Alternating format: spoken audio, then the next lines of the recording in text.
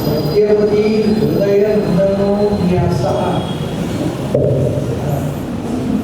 यस्य आस्य कमलगलितं वाङ्मयममृतं जगत्प्रियं भुजगभोगाभमद्यं हृद्यं यज्ञं लक्षितं लक्षणाढ्यं ललितं चरित्रविज्ञानमुद्रं भज भज अनन्तमित्यादपन्तं प्रणतवान् प्राणिनां प्राणभूतं प्रणतिभिक्रीणये पूर्णभूतं भगवदमोष्णेन तातप्यमान् भुवि परं नामप्रेक्षमाणान् भुवनमङ्गेन च अन्येन घोषणा भवतु धीर्मायति न सान्वयन्तं प्रणतवान् प्राणिनां प्राणभूतं प्रणतिभिक्रीणये पूर्णभूतं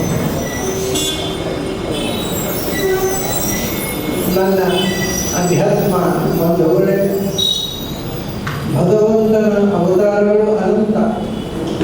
ಅಂದರೆ ಈ ಮನ್ವಂತರದಲ್ಲಿ ಆದ ಅವತಾರಗಳಲ್ಲಿ ಹೆಚ್ಚು ಪ್ರಸಿದ್ಧವಾದವುಗಳು 10.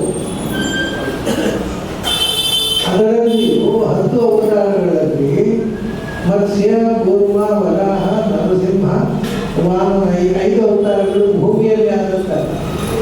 ಅವು ಭೌಮಾನ ದಿವ್ಯ ಅವತಾರಗಳು. ಪರಶುರಾಮ ಈ ಭೂಮಿಯಲ್ಲಿ ಕಾಣಿಸಿಕೊಂಡ ಮೊದಲನೇ ಅವತಾರ. ಅದರ ನಂತರ ಎಲ್ಲ ಇಡೀ ದೇಶಕ್ಕೆ ಹತ್ತಿರವಾಗಿರತಕ್ಕಂಥ 2 ಅವತಾರಗಳು ರಾಮ ಮತ್ತು ಕೃಷ್ಣ. ಅದರಿಂದಲೇ ಒಂದು ಮಹಾಭಾರತ ಮತ್ತು ಭಾಗವತ ಕೃಷ್ಣನ ಬಗ್ಗೆ, ರಾಮಾಯಣ ರಾಮನ, ಮಹಾನ್ ಗ್ರಂಥಗಳು ನಿರ್ಮಾಣ ಆದದ್ದು ಈ 2 ಅವತಾರಗಳ ಬಗ್ಗೆ. ಇಷ್ಟು ವಿಸ್ತಾರವಾಗಿ ಬೇರೆ ಅವತಾರಗಳ ಬಗ್ಗೆ ಯಾವ ಗ್ರಂಥವು ಖಂಡಿಸುವುದು. ಅದರಲ್ಲೂ ಒಂದು ವಿಶೇಷ ಗೊತ್ತಾ, ರಾಮಾವತಾರ ಮೊದಲಾಯಿತು, ಆಮೇಲೆ ಕೃಷ್ಣಾವತಾರ ಆಯಿತು. ಅದು ಒಂದಕ್ಕೆ ಒಂದು ಪೂರಕ. ಮೇಲುನೋಟಕ್ಕೆ ಏನು ಹೇಳುತ್ತೆ ಗೊತ್ತಾ, ರಾಮ ಏಕವರ್ತಿ ವ್ರತಸ್ಥ, ಕೃಷ್ಣ 16,108 ಗಂಡ. ಇದು ಒಂದಕ್ಕೊಂದು ಕಾಳಿ ಗಂಟಿಲ್ಲ. ಯಾಕೆಂದರೆ ರಾಮನಿಗೆ ಕೃಷ್ಣನೊಂದು ನಡೆಯಲ್ಲಿ ತೀರ ವಿರೋಧ ಕಾಣ್ತೇವೆ. ವಸ್ತುತಃ ಈ ವಿರೋಧ ಪರಿಹಾರ ಮಾಡಲಿಕ್ಕೆ ಬರುವಂಥದ್ದು ಮತ್ತು 2ಕ್ಕೂ ಸಮನ್ವಯ ಮಾಡಲಿಕ್ಕೆ ಬರುವಂಥದ್ದು. ಅದನ್ನು ನೋಡಿ, ರಾಮಾವತಾರದಲ್ಲಿ ಏನು ನ್ಯೂನತೆ ಇತ್ತು, ಅವತಾರ ರಾಮನಲ್ಲಿ ಅಲ್ಲ, ಆ ಅವತಾರದ ಚರಿತ್ರದಲ್ಲಿ ಅದರ ಪೂರ್ಣತೆ ಕೃಷ್ಣಾವತಾರದಲ್ಲಿ ಆಯಿತು. ಈ ರಾಮಾವತಾರದಲ್ಲಿ ವಾಲಿಗೆ ತುಂಬ ಅನ್ಯಾಯ ಆಯಿತು. ವಾಲಿಗೆ ಅನ್ಯಾಯ ಆಗಿ ಅವನು ರಾಮನಿಗೆ ಎದುರು ನಿಂತು ದುರಂತಕ್ಕೆ ಒಳಗಾದ. ಅದೇ ವಾಲಿ ಕೃಷ್ಣಾವತಾರದಲ್ಲಿ ಇಂದ್ರ ಅರ್ಜುನನಾಗಿ ಬಂದ. ಅರ್ಜುನನಾಗಿ ಬಂದಾಗ ಕೃಷ್ಣ ಅವನ ರಥದಲ್ಲಿ ಕೂತು ಇಡೀ ಮಹಾಭಾರತದಲ್ಲಿ ಅರ್ಜುನನಿಗೆ ಮಹತ್ವ ಕೊಟ್ಟ. ರಾಮಾವತಾರದಲ್ಲಿ ಸೂರ್ಯ ಸುಗ್ರೀವನಾಗಿ ಭಾರಿ ನಡೆದ, ರಾಮನಿಗೆ ಭಾರಿ ಸೇವೆ ಮಾಡಿದ. ಅದರಿಂದ ಸ್ವಲ್ಪ ಮೈನಸ್ ಮಾಡೋದಕ್ಕೋಸ್ಕರ ಕೃಷ್ಣಾವತಾರದಲ್ಲಿ ಅವನ ಕರ್ಣನಾಗಿ ಕೃಷ್ಣನ ವಿರುದ್ಧ. ರಾಮಾವತಾರದಲ್ಲಿ ಲಕ್ಷ್ಮಣ ಅನನ್ಯ ಸೇವೆ ಮಾಡಿದ, ಅಣ್ಣನ ಸೇವೆ ಸ್ವಲ್ಪ ಜಾಸ್ತಿ ಆಯಿತು. ಅದು ಕಮ್ಮಿ ಮಾಡೋದಕ್ಕೋಸ್ಕರ ಕೃಷ್ಣಾವತಾರದಲ್ಲಿ ಅಣ್ಣನಾಗಿ ತನ್ನದಾಗಿ, ಆಮೇಲೆ ತಮ್ಮನ ಮೇಲೆ ದಬ್ಬಾಳಿಕೆ ಮಾಡಿದ. ಹೀಗೆ ಈ ಜೀವನದ ನಡೆಯಲ್ಲಿ ಇದ್ದ ಏರುಗಳನ್ನು ಬ್ಯಾಲೆನ್ಸ್ ಮಾಡಿ ಕೊನೆಯದಾಗಿ ತೀರ್ಮಾನ ಮಾಡುವ ಅವತಾರ ಕೃಷ್ಣಾವತಾರ. ಅದೆಲ್ಲ ಆಯಿತು. ರಾಮಾವತಾರದಲ್ಲಿ ಅನೇಕ ಘಟನೆಗಳು, ಬಹಳ ಅದ್ಭುತವಾದ ಘಟನೆಗಳು. ಅದರ ಬಗ್ಗೆ ಒಂದು ಸ್ವಲ್ಪ ಹೊತ್ತು ನಾನು 1 ಗಂಟೆಯ ಕಾಲ ನಾನು ನಿಮ್ಮ ಮುಂದೆ ಕೇಳಿದರೆ 1 ಗಂಟೆಗೆ ಹೆಚ್ಚು ಮಾತಾಡಬಾರದು ಹೇಳಿದ್ದಾರೆ ಡಾಕ್ಟ್ರು. ವೈದ್ಯರು ಹೇಳಿದ ಮೇಲೆ ಮಾತಾಡಬಾರದು. ಆದರೆ ವೈದ್ಯ ನಾರಾಯಣ ಹರಿ ಅವರು ಹೇಳಿದರೆ ಮಾತಾಡ್ತಾರೆ, ಅವನು ಪರ್ಮಿಟ್ ಮಾಡಿದ್ರೆ ಮಾತಾಡ್ಬೋದು. ರಾಮಾವತಾರದಲ್ಲಿ ಬಹಳ ಚರ್ಚೆಗಳಿವೆ, ತುಂಬ ಚರ್ಚೆಗಳು. ರಾಮಾವತಾರಕ್ಕಿಂತ ಮೊದಲಿಂದ ಪ್ರಾರಂಭ ಮಾಡೋಣ. ದಶರಥನಿಗೆ 3 ಜನ ಹೆಂಡತಿರು. ಆ 3 ಜನರಲ್ಲಿ ಕೊನೆಯವಳು ಯಾರು? ಸುರೀನವಳು ಕರ್ಸಲ್ಲಿ ಅಂತ ಎಲ್ಲರಿಗೂ ಗೊತ್ತಿದೆ. ಮಧ್ಯದವಳು ಯಾರು, ಕೊನೆಯವಳು ಯಾರು ಅಂತ ಬಹಳ ಜನ ಹೇಳ್ತಾರೆ. ಕೊನೆಯ ಉಳುಮೆಗೆ ಅಂತ. ಯಾಕೆಂದರೆ ಪ್ರೀತಿಯ ಹೆಂಡತಿ. ಆದರೆ ರಾಮಾಯಣದ ಪ್ರಕಾರ ಸುಮಿತ್ರೆ ಕೊನೆಯವಳು, ಮಧ್ಯದವಳು ಕೈಕೇಯಿ. ಇದಾಯ್ತ 3 ಜನ. ಆಮೇಲೆ ಮಕ್ಕಳಲ್ಲಿ ಯಾವ ಕಾಲದಲ್ಲಿ ಹುಟ್ಟಿದ್ರು ಅಂತ. ರಾಮ ಮೊದಲು ಹುಟ್ಟಿದ್ದು ಅನ್ನೋದು ಎಲ್ಲರಿಗೂ ಸಮ್ಮತ. ಆದರೆ ಎಲ್ಲ ಸಂಸ್ಕೃತ ವ್ಯಾಖ್ಯಾನಕಾರರು ರಾಮನ ಅನಂತರ ಹುಟ್ಟಿದ್ದು ಭರತ ಅಂತ ಹೇಳ್ತಾರೆ. ಆಮೇಲೆ ಲಕ್ಷ್ಮಣ ಶತ್ರುಘ್ನರು. ಯಾಕೆ ಎಂದರೆ ಅದು ನಕ್ಷತ್ರದ ಮೇಲೆ. ರಾಮ ಪುನರ್ವಸು ನಕ್ಷತ್ರದಲ್ಲಿ ಹುಟ್ಟಿದ್ದು. ಪುಷ್ಯ ಜಾತಸ್ತು ಭರತ. ಹಾಗಾದ್ರೆ ವರ್ಗೀಸ ಆಗುತ್ತೆ. ಪುಷ್ಯ ನಕ್ಷತ್ರದಲ್ಲಿ ಭರತ ಹುಟ್ಟಿದ. ಆಮೇಲೆ ಆಶ್ಲೇಷ ನಕ್ಷತ್ರದಲ್ಲಿ ಲಕ್ಷ್ಮಣ ಶತ್ರುಘ್ನ. ಕರೆಕ್ಟ್ ಆಯ್ತು. ರಾಮ, ಅದರ ನಂತರ ಭರತ, ಆಮೇಲೆ ಲಕ್ಷ್ಮಣ, ಆಮೇಲೆ ಶತ್ರುಘ್ನ ಅಂತ. ಇದು ಸಾಮಾನ್ಯ ಸಂಸ್ಕೃತ ವ್ಯಾಖ್ಯಾನಕಾರಗಳೆಲ್ಲ ಇದು ತಪ್ಪಿದು. ಎಲ್ಲ ವ್ಯಾಖ್ಯಾನಕಾರರು ಇಲ್ಲಿ ಜಾರಿದ್ದಾರೆ. ಯಾಕೆಂದರೆ ಅದು ಪುಷ್ಯ ಮತ್ತು ಪುನರ್ವಸು ನಕ್ಷತ್ರ ಅದು ತಿಂಗಳಿಗೆ ಯಾವತ್ತೇ ಆಗ್ತಾ ಇರ್ತಲ್ಲ ಆಶ್ಲೇಷ. ಹಾಗೆ ಒಂದೇ ತಿಂಗಳಲ್ಲಿ 3 ಜನ ಸಾಲಾಗಿ ಹುಟ್ಟಿದ್ದಾರೆ ಅನ್ನೋದಕ್ಕೆ ಏನು ಆಧಾರವೂ ಇಲ್ಲ.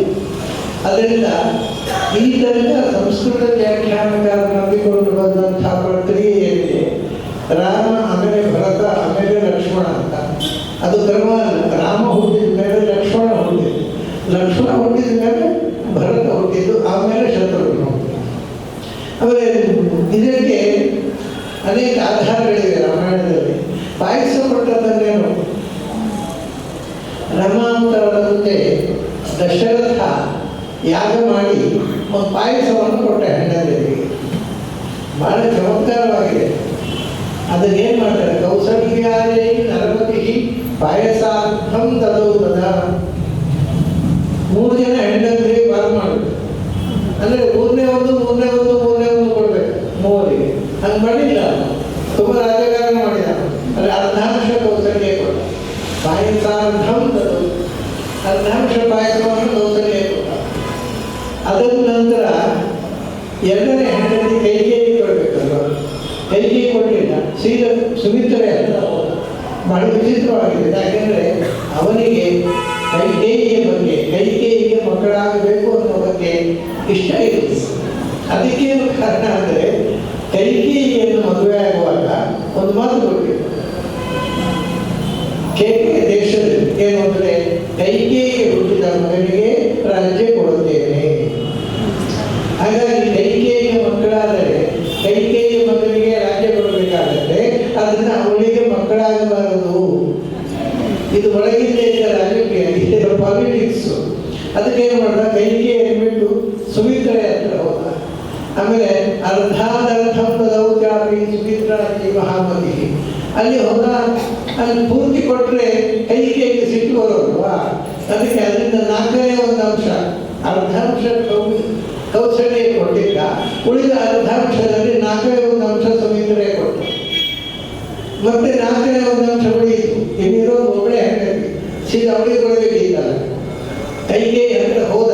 ಯಾಕೆಂದರೆ ಕೊಡದೇ ಇದ್ರೆ ಅವಳಿಗೆ ಸಿಟ್ಟು ಬಂದ್ಬಿಟ್ಟು ಅವಳ ಕೋಪ ಎದುರಿಸುವುದು ಬಹಳ ಕಷ್ಟ. ಎಲ್ಲ ರಾಜ್ಯದಲ್ಲೂ ಹೆಣ್ಮಕ್ಕಳಾಗಿರ್ತಾರೆ, ದಶರಥನು ಬಹಳ ದೊಡ್ಡ ಹೆಣ್ಮಕ್ಕಳಾಗಿರ್ತಾರೆ. ಸರಿ, ಕೈಕೇಯಿ ಹತ್ರ ಹೋದ. ಕೈಕೇಯಿ ಹತ್ರ ಹೋಗಿ 4ನೇ ಒಂದು ಅಂಶ ಪಾಯಸ ಇದೆ, ಕೊಡ್ಬೋದಿತ್ತು. ಅವರಿಗೆ ಮಕ್ಕಳಾಗಬಾರದು. ಅದೇನು ಮಾಡೋದು, ಕೊಟ್ಟ ಹಾಗೆ ಆಗಬೇಕು, ಮಕ್ಕಳಾಗಬಾರದು. ಅದಕ್ಕೆ 4ನೇ ಒಂದನ್ನು ಪುನಃ 2 ಬಾರಿ ಮಾಡಿ 8ನೇ ಒಂದು ಅಂಶ ಕೊಟ್ಟ. ಮತ್ತೆ 8ನೇ ಒಂದು ಉಳಿದ ಅದು ಪುನಃ ತನ್ನ ಸುಮಿತ್ರೆ ಕೊಟ್ಟ. ಹಾಗೆ ಪಾಯಸ ಕೊಟ್ಟದ್ದು ಯಾಕೆ, ಕೌಸಲ್ಯಗೆ, ಆಮೇಲೆ ಸುಮಿತ್ರೆಗೆ, ಆಮೇಲೆ ಕೈಕೇಯಿಗೆ, ಆಮೇಲೆ ಸುಮಿತ್ರೆ. ಅದೇ ರೀತಿಯಲ್ಲಿ ಮೊದಲು ಕೌಸಲ್ಯಲ್ಲಿ ರಾಮ, ಸುಮಿತ್ರೆಯಲ್ಲಿ ಲಕ್ಷ್ಮಣ, ಮತ್ತೆ ಕೈಕೇಯಿಯಲ್ಲಿ ಭರತ, ಆಮೇಲೆ ಸುಮಿತ್ರೆಯಲ್ಲಿ ಶತ್ರುಘ್ನ.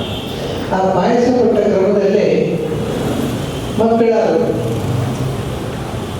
ಹೀಗೆ ಅಂದರೆ ಇದೆಲ್ಲ ನೀವು ನೋಡ್ತಾ ಹೋದರೆ ಈ ವ್ಯಾಖ್ಯಾನಕಾರರೇ ರಾಮಾಯಣವನ್ನು ತುಂಬ ಡಿಸ್ಟರ್ಬ್ ಮಾಡಿದ್ದಾರೆ. ಸಂಸ್ಕೃತ ವ್ಯಾಖ್ಯಾನಕಾರರೇ ಅನೇಕ ತಪ್ಪು ತೀರ್ಮಾನಕ್ಕೆ ಬಂದಿದ್ದಾರೆ. ತಮಾಷೆ ಅಂದರೆ ಅದಕ್ಕೆ ಬಹಳ ಪ್ರಸಿದ್ಧವಾದ ಒಂದು ವ್ಯಾಖ್ಯಾನ ರಾಮಾಯಣಕ್ಕೆ ಗೋವಿಂದರಾಜಯ್ಯ. ಗೋವಿಂದರಾಜನು ಶ್ರೀ ವೈಷ್ಣವ ಸಂಪ್ರದಾಯಕ್ಕೆ ಸೇರಿದವರು, ಬಹಳ ಪ್ರಸಿದ್ಧ ವ್ಯಾಖ್ಯಾನಕಾರ. ಅವರು ಭರತ ದುರ್ಗಮ ಅಂತ ಬರೆದಿದ್ದಾರೆ. ಏನಾಯಿತು, ಒಮ್ಮೆ ನಾನು ಮೈಸೂರಿನಲ್ಲಿ ಪ್ರವಚನ ಮಾಡುವಾಗ ನಾನು ಹೇಳಿದೆ, ಲಕ್ಷ್ಮಣ ದೊಡ್ಡವ ಭರತ ಅಲ್ಲ. ಅಲ್ಲಿ ಒಬ್ಬರು ಪಾಪ ಸುಮಾರು 80 ವರ್ಷ ವಯಸ್ಸಿನ ವಯೋವೃದ್ಧ ವಿದ್ವಾಂಸರು ಅಯ್ಯಂಗಾರ ಫ್ರಂಟ್ನಲ್ಲಿ ಕೂತಿದ್ರು. ನಾನು ಇದು ಲಕ್ಷ್ಮಣ ದೊಡ್ಡವ ಅಂತ ಹೇಳಿದಾಗ ಅವ್ರಿಗೆ ಸ್ವಲ್ಪ ಆಶ್ಚರ್ಯ ಆಯ್ತು. ಯಾಕೆಂದರೆ ಅವರು ಶಿವವೈಷ್ಣವ, ಭರತ ದೊಡ್ಡವ ಅಂತ ತಿಳ್ಕೊಂಡ್ರು. ಎಲ್ಲ ವ್ಯಾಖ್ಯಾನಗಳಾಗ ಶಿವ. ನಾನು ಡಯಸ್ಸಿನ ಕೆಳಗಿಳಿದ ಮೇಲೆ ಲಕ್ಷ್ಮಣ ದೊಡ್ಡವ ಅಂತ ಹೇಳಿಬಿಟ್ಟು ಅಲ್ವಾ? ಹೌದು, ನಾನು ಅದಕ್ಕೆ ಕಾರಣ ಕೊಟ್ಟಿದ್ದೇನಲ್ವ ಅಂತ. ಅದಕ್ಕೆ ಅವರು ಹೇಳಿದರು, ಆದರೆ ಗೋವಿಂದರಾಜೀಯದಲ್ಲಿ ಭರತ ದೊಡ್ಡವ ಅಂತ ಉಂಟಲ್ಲ.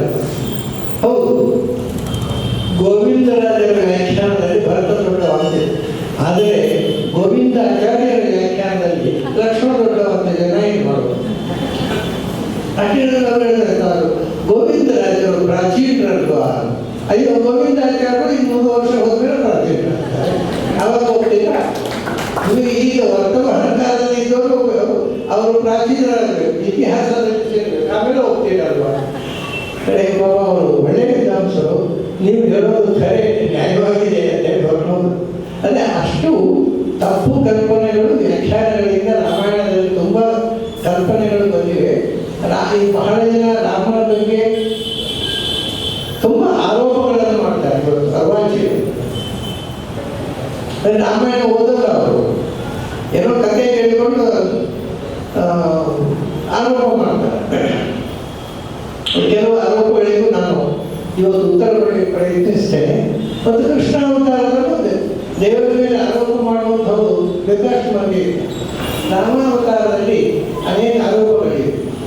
ಇದಾಯಿತು, ರಾಮ ಬೆಳೆದ, ಮದುವೆ ಆಯಿತು, ಅದರಲ್ಲೆಲ್ಲ ನಾವು ಕಥೆ ಹೇಳಲಿಕ್ಕೆ ಹೊರಟಿದ್ದೆ. ರಾಮಾವತಾರದ ವಿಶೇಷ ಅಂಶ ಮುಂದೆ ಏನಾಯಿತು ಅಂದರೆ, ರಾಮನಿಗೆ ಪಟ್ಟಾಭಿಷೇಕ ಆಗುವ ಮದುವೆ ಆಯಿತು. 14ನೇ ವರ್ಷದಲ್ಲಿ ರಾಮನಿಗೆ ಮದುವೆ ಆಯಿತು. ಅವಾಗ ಸೀತೆಗೆ ಇನ್ನೂ 7-8 ವರ್ಷ. 14ನೇ ವರ್ಷ ರಾಮನಿಗೆ ಮದುವೆ ಆಯಿತು. ಆಮೇಲೆ ಸುಮಾರು 12 ವರ್ಷ ಅರಮನೆಯಲ್ಲೇ ಇದ್ದ. ಮದುವೆ ಆದ ಕೂಡಲೇ ಕಾಲಿಗೆ ಹೋಗಿಲ್ಲ. 12 ವರ್ಷ ಆದ ಮೇಲೆ ರಾಮನಿಗೆ ಪಟ್ಟಾಭಿಷೇಕ ಮಾಡಬೇಕು ಅಂತ ತೀರ್ಮಾನ ಆಯಿತು.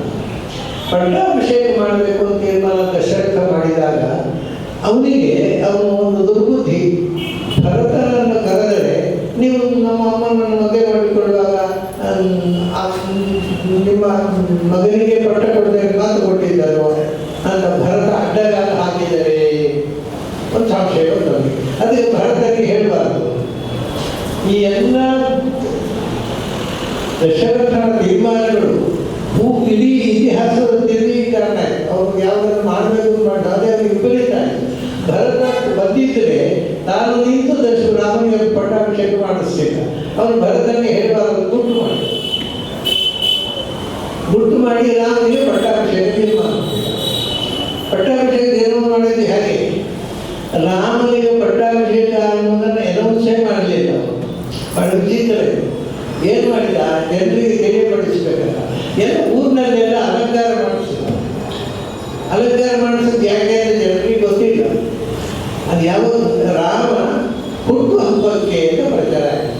ಅವನ ಜನ್ಮ ನಕ್ಷತ್ರ ರಾಮನ ಹುಟ್ಟು ಹಬ್ಬ ದಿವಸ, ರಾಮನ ಜನ್ಮತಿಥಿಯ ದಿವಸ ಸಮಾರಂಭ ಎಲ್ಲರನ್ನ ಹಬ್ಬ ಮಾಡ್ತಾರೆ. ಆವತ್ತು ಜನ ಸೇರಿದರು. ಸಂಜೆ ಸಭೆಯಲ್ಲಿ ಪ್ರಸ್ತಾವ ಮಾಡಿದರು, ನನಗೆ ವಯಸ್ಸಾಯಿತು, ತಲೆ ಹೆಣ್ಣಾಯಿತು, ಈಗ ಏನು ಮಾಡಬೇಕು ಮುಂದೆ? ಅದಕ್ಕೆ ನಾನು ನನ್ನ ಜವಾಬ್ದಾರಿಗೆಲ್ಲ ರಾಮನಿಗೆ ಒಪ್ಪಿಸಬೇಕು ಅಂತ ತೀರ್ಮಾನ ಮಾಡಿದ್ದೇನೆ. ಅಲ್ಲಿ ಅವನೇನು ಮಾಡಿದ್ದಾನೆ, ಭರತನ ಮನೆಗೆ ಅಲ್ಲಿ ಅವನ ಕೈಕೇಯಿಯ ತಂದೆ ತಾಯಿಗೆ ತಿಳಿಸಲಿಲ್ಲ. ಈ ಕಡೆ ಜನಕನ ತಂದೆ ತಾಯಿಗೂ ತಿಳಿಸಲಿಲ್ಲ. ಜನ ಜನಕರಿಗೂ ಸೀತೆಯ ತಂದೆ ತಾಯಿಗೂ ತಿಳಿಸಲಿಲ್ಲ.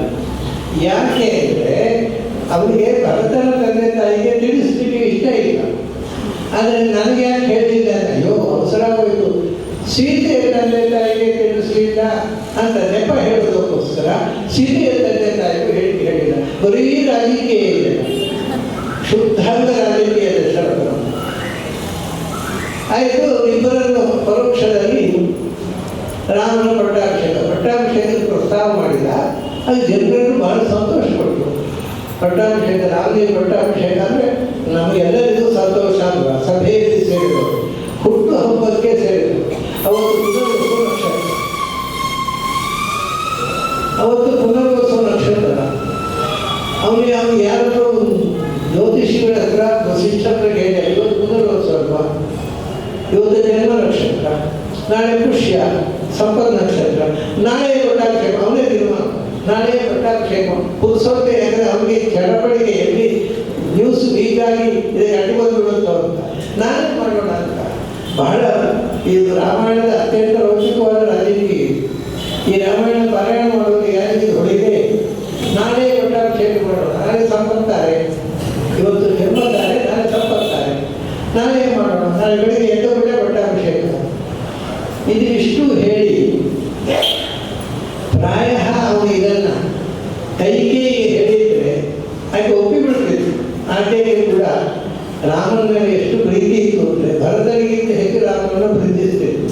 ಆದರೆ ಏನಾಯಿತು, ಕೈಕೇಯಿಗೆ ಹೇಳಿದರೆ ಅವಳು ಏನಾದರೂ ಅಡ್ಡಿ ಮಾಡ್ತಾಳೆ. ಇಲ್ಲಿ ಕೂಡ ರಾಜಿ ಕೈಕೇಯಿಗೆ ಗೊತ್ತಾದರೆ ಅವಳೆಲ್ಲ ಅಡ್ಡಗಾಲ ಹಾಕ್ತಾಳೋ ಏನೋ ಅವಳಿಗೆ ಹೇಳಿ ಎಲ್ಲ ಪ್ರಚಾರ ಆಗೋದು. ರಾಮನಿಗೆ ನಾಲ್ವರಿಗೆ ಪಟ್ಟಾಭಿಷೇಕ.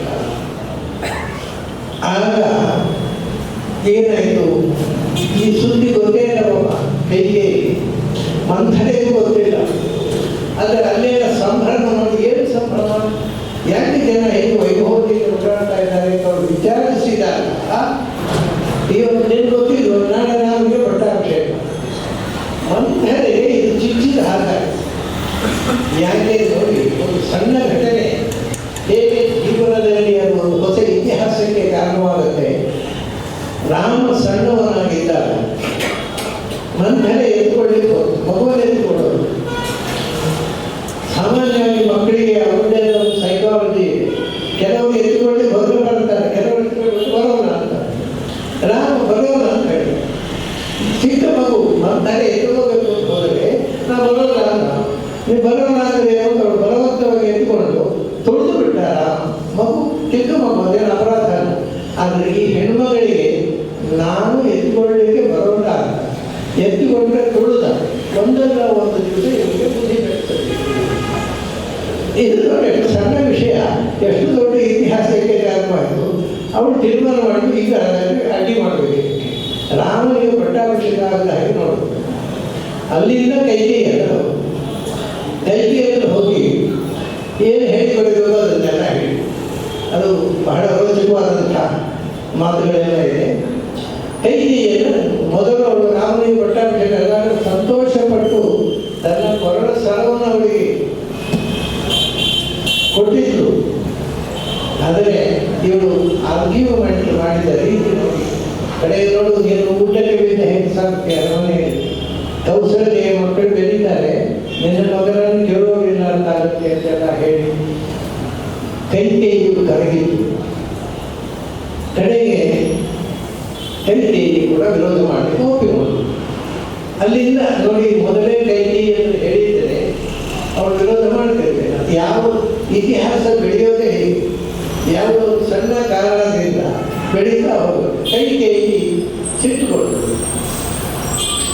ಅರಮನೆಯಲ್ಲಿ ಒಂದು ವ್ಯವಸ್ಥೆ, ಖುಷಿ ಇದ್ದಾಗ ಒಂದು ಕೋಣೆ, ಕೋಪ ಬಂದಾಗ ಒಂದು ಕೋಣೆ, ಇವಳು ಕೋಪದ ಕೋಣೆಯಲ್ಲಿ ಹೋಗಿ ಕೂತ್ಕೊಂಡು ಆ ಕೋಣೆಗೆ ಹೋಗಿದ್ದಾಳೆ ಅಂದರೆ ಅವಳಿಗೆ ಕೋಪ ಬಂದಿದೆ ಅಂತ ಅರ್ಥ. ದಶರಥ ನಡಿಗೆ ಹೋದ, ಈ ಕೋಪ ಬಂದಿದೆ ನಾನು ಹೇಳಿದ್ವಿ, ಏನು ಮಾಡೋದು? ಆಗ ಅವನ್ನೆಲ್ಲ ಹೋಗ್ತಾನೆ ಕೈಕೇಯಿ ಹತ್ರ. ಆಗ ವಾಲ್ಮೀಕಿಗಳ ಒಂದು ಕಾವ್ಯ ಅದು ಎಷ್ಟು ರೋಚಕ ಅಂದರೆ, ಅವ್ರು ಹೇಳ್ತಾರೆ, ಯುವತಿಯಾದ ಹೆಂಡತಿಯ ಮುದುಕನಾದ ಗಂಡ ಹೋದ ಮಾತಾಡ್ತಿದ್ದಕ್ಕೆ, ಇವ್ರಿಗೆ ವಯಸ್ಸಾಗಿದೆ, ಅವಳಿಂದ ಯುವತಿಯಾದ ಹೆಂಡತಿ. ಈ ಮುದುಕನಾದಂಥ ವೃದ್ಧನಾದಂಥ ದಶರಥ ಸಮಾಧಾನ ಮಾಡಲಿಕ್ಕೆ ಹೋದ. ಕೋಪಿಷ್ಠರಾದ ಯುವತಿಯಾದ ಹೆಂಡತಿಯನ್ನು ಮುದುಕನಾದ ಗಂಡ ಸಮಾಧಾನ ಮಾಡಿ ಹೀಗೆ ಹೇಳ್ತಾರೆ ಅವನಿಗೆ. ಸರಿ ಹೋಗಿದರೆ ಅವಳು ಗಟ್ಟಿಯಾಗಿಬಿಟ್ಟಿದ್ದಾರೆ.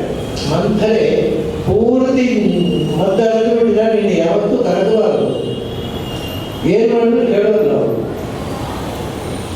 ಸರಿ ಆಯಿತು, ಏನು ಮಾಡಿ ಹಠ ಮಾಡ್ತಾರೆ ಅವರು. ದಶರಥ ಹೇಳ್ತಾನೆ, ನೀನು ಹಠ ಹಿಡಿದ್ರೆ ಅದೇ ಅವರು ಒಂದು ತಮಾಷೆ ಅಂದರೆ ದಶರಥ ಮಾಡಿದಂಥ ಅತ್ಯಂತ ದೊಡ್ಡ ಬರಟರು ಅಂದರೆ ಅಲ್ಲಿ ಒಂದು ಮಾತು ಹೇಳ್ತಾನೆ ಅವಳನ್ನು ಸಮಾಧಾನ ಮಾಡೋದಕ್ಕೋಸ್ಕರ. ಏನಂದರೆ ಏನು ಮಾಡಬೇಕು ಹೇಳು, ಯಾವ ನಿರಪರಾಧಿಗೆ ಶಿಕ್ಷೆ ಕೊಡಬೇಕು ಹೇಳು, ಅಥವಾ ಯಾವ ಅಪರಾಧಿಯನ್ನು ಬಿಡುಗಡೆ ಮಾಡಬೇಕು ಅಂತ ಹೇಳು, ಯಾವ ಶ್ರೀಮಂತರ ಕೈಯಲ್ಲಿ ತಿರುಪೆ ಕೊಡಿಸ್ಬೇಕು ಹೇಳು, ಯಾವ ಬಡವರಿಗೆ ಶ್ರೀಮಂತರನ್ನಾಗಿ ಮಾಡಬೇಕು ಹೇಳು, ಏನು ಬೇಕಾದ್ರೂ ಮಾಡ್ತಾರೆ ನಿನಗೋಸ್ಕರ ಅಂತ. ಅವಾಗ ನಿಜವಾಗಿ ಮುದುಕ ಗಂಡನಾಗಿಯೇ ಮಾತಾಡಿದ, ದೇಶದ ರಾಜನಾಗಿ ಮಾತಾಡಲಿಲ್ಲ. ನಿನಗೋಸ್ಕರ ಏನು ಮಾಡಬೇಕು ಸಿದ್ಧ ಅಂತ. ಆವಾಗ ಜುಟ್ಟು ಕೈಗೆ ಬರ್ತಲ್ಲ, ಕೈಗೆ ಮತ್ತಷ್ಟು ಗಟ್ಟಿ ಆಯಿತು. ಹಾಗಾಗಿ ನಿಮ್ಮ ಮಾತುಗಳು ನಾನು ಕೇಳ್ತೇನೆ, ರಾಮಚಂದ್ರನ ಪಾದದಾಣೆ ಮಾಡ್ತೇನೆ ಅಂತ ಅಂದ್ಬಿಟ್ಟು. ಅವಾಗ ಹೇಳಿದ್ರು ರಾಮಚಂದ್ರ ದಾಡಿಗೆ ಹೋಗಿ ನನ್ನ ಮಗನಿಗೆ ಪಟ್ಟಾಭಿಷೇಕ. ಸರಿ, ದಶರಥ ಬಾಳದಿಂದ ಕೇಳಿಕೊಳ್ತಾರೆ, ಹೀಗೆ ನೀನು ಹಠ ಮಾಡಬೇಡ, ನೀನು ಹಠ ಮಾಡಿದರೆ ಪ್ರಾಯ ನಾನು ಬದುಕಿರೋದಿಲ್ಲ, ನಿನ್ನ ಕಡೆಗೆ ನೀನು ಒಬ್ಬ ವಿಧವೆಯ ತಾಯಿ ಆಗಬೇಕಾಗುತ್ತೆ. ಅದಕ್ಕೋಳು ಹೇಳ್ತಾರೆ, ಯಾರ ಹಣೆಯಲ್ಲಿ ಏನು ಬರೆದಿದೆಯೋ ಅದಾಗುತ್ತೆ. ನೀನು ಹೇಳಿದ ಕೂಡಲೇ ನಾನು ವಿಧವೆ ಆಗೋಲ್ಲ, ವಿಧವೆ ಆಗೋದು ನನ್ನ ಹಣೆಯಲ್ಲಿ ಬರೆದಿದ್ರೆ ಆಗ್ತೇನೆ.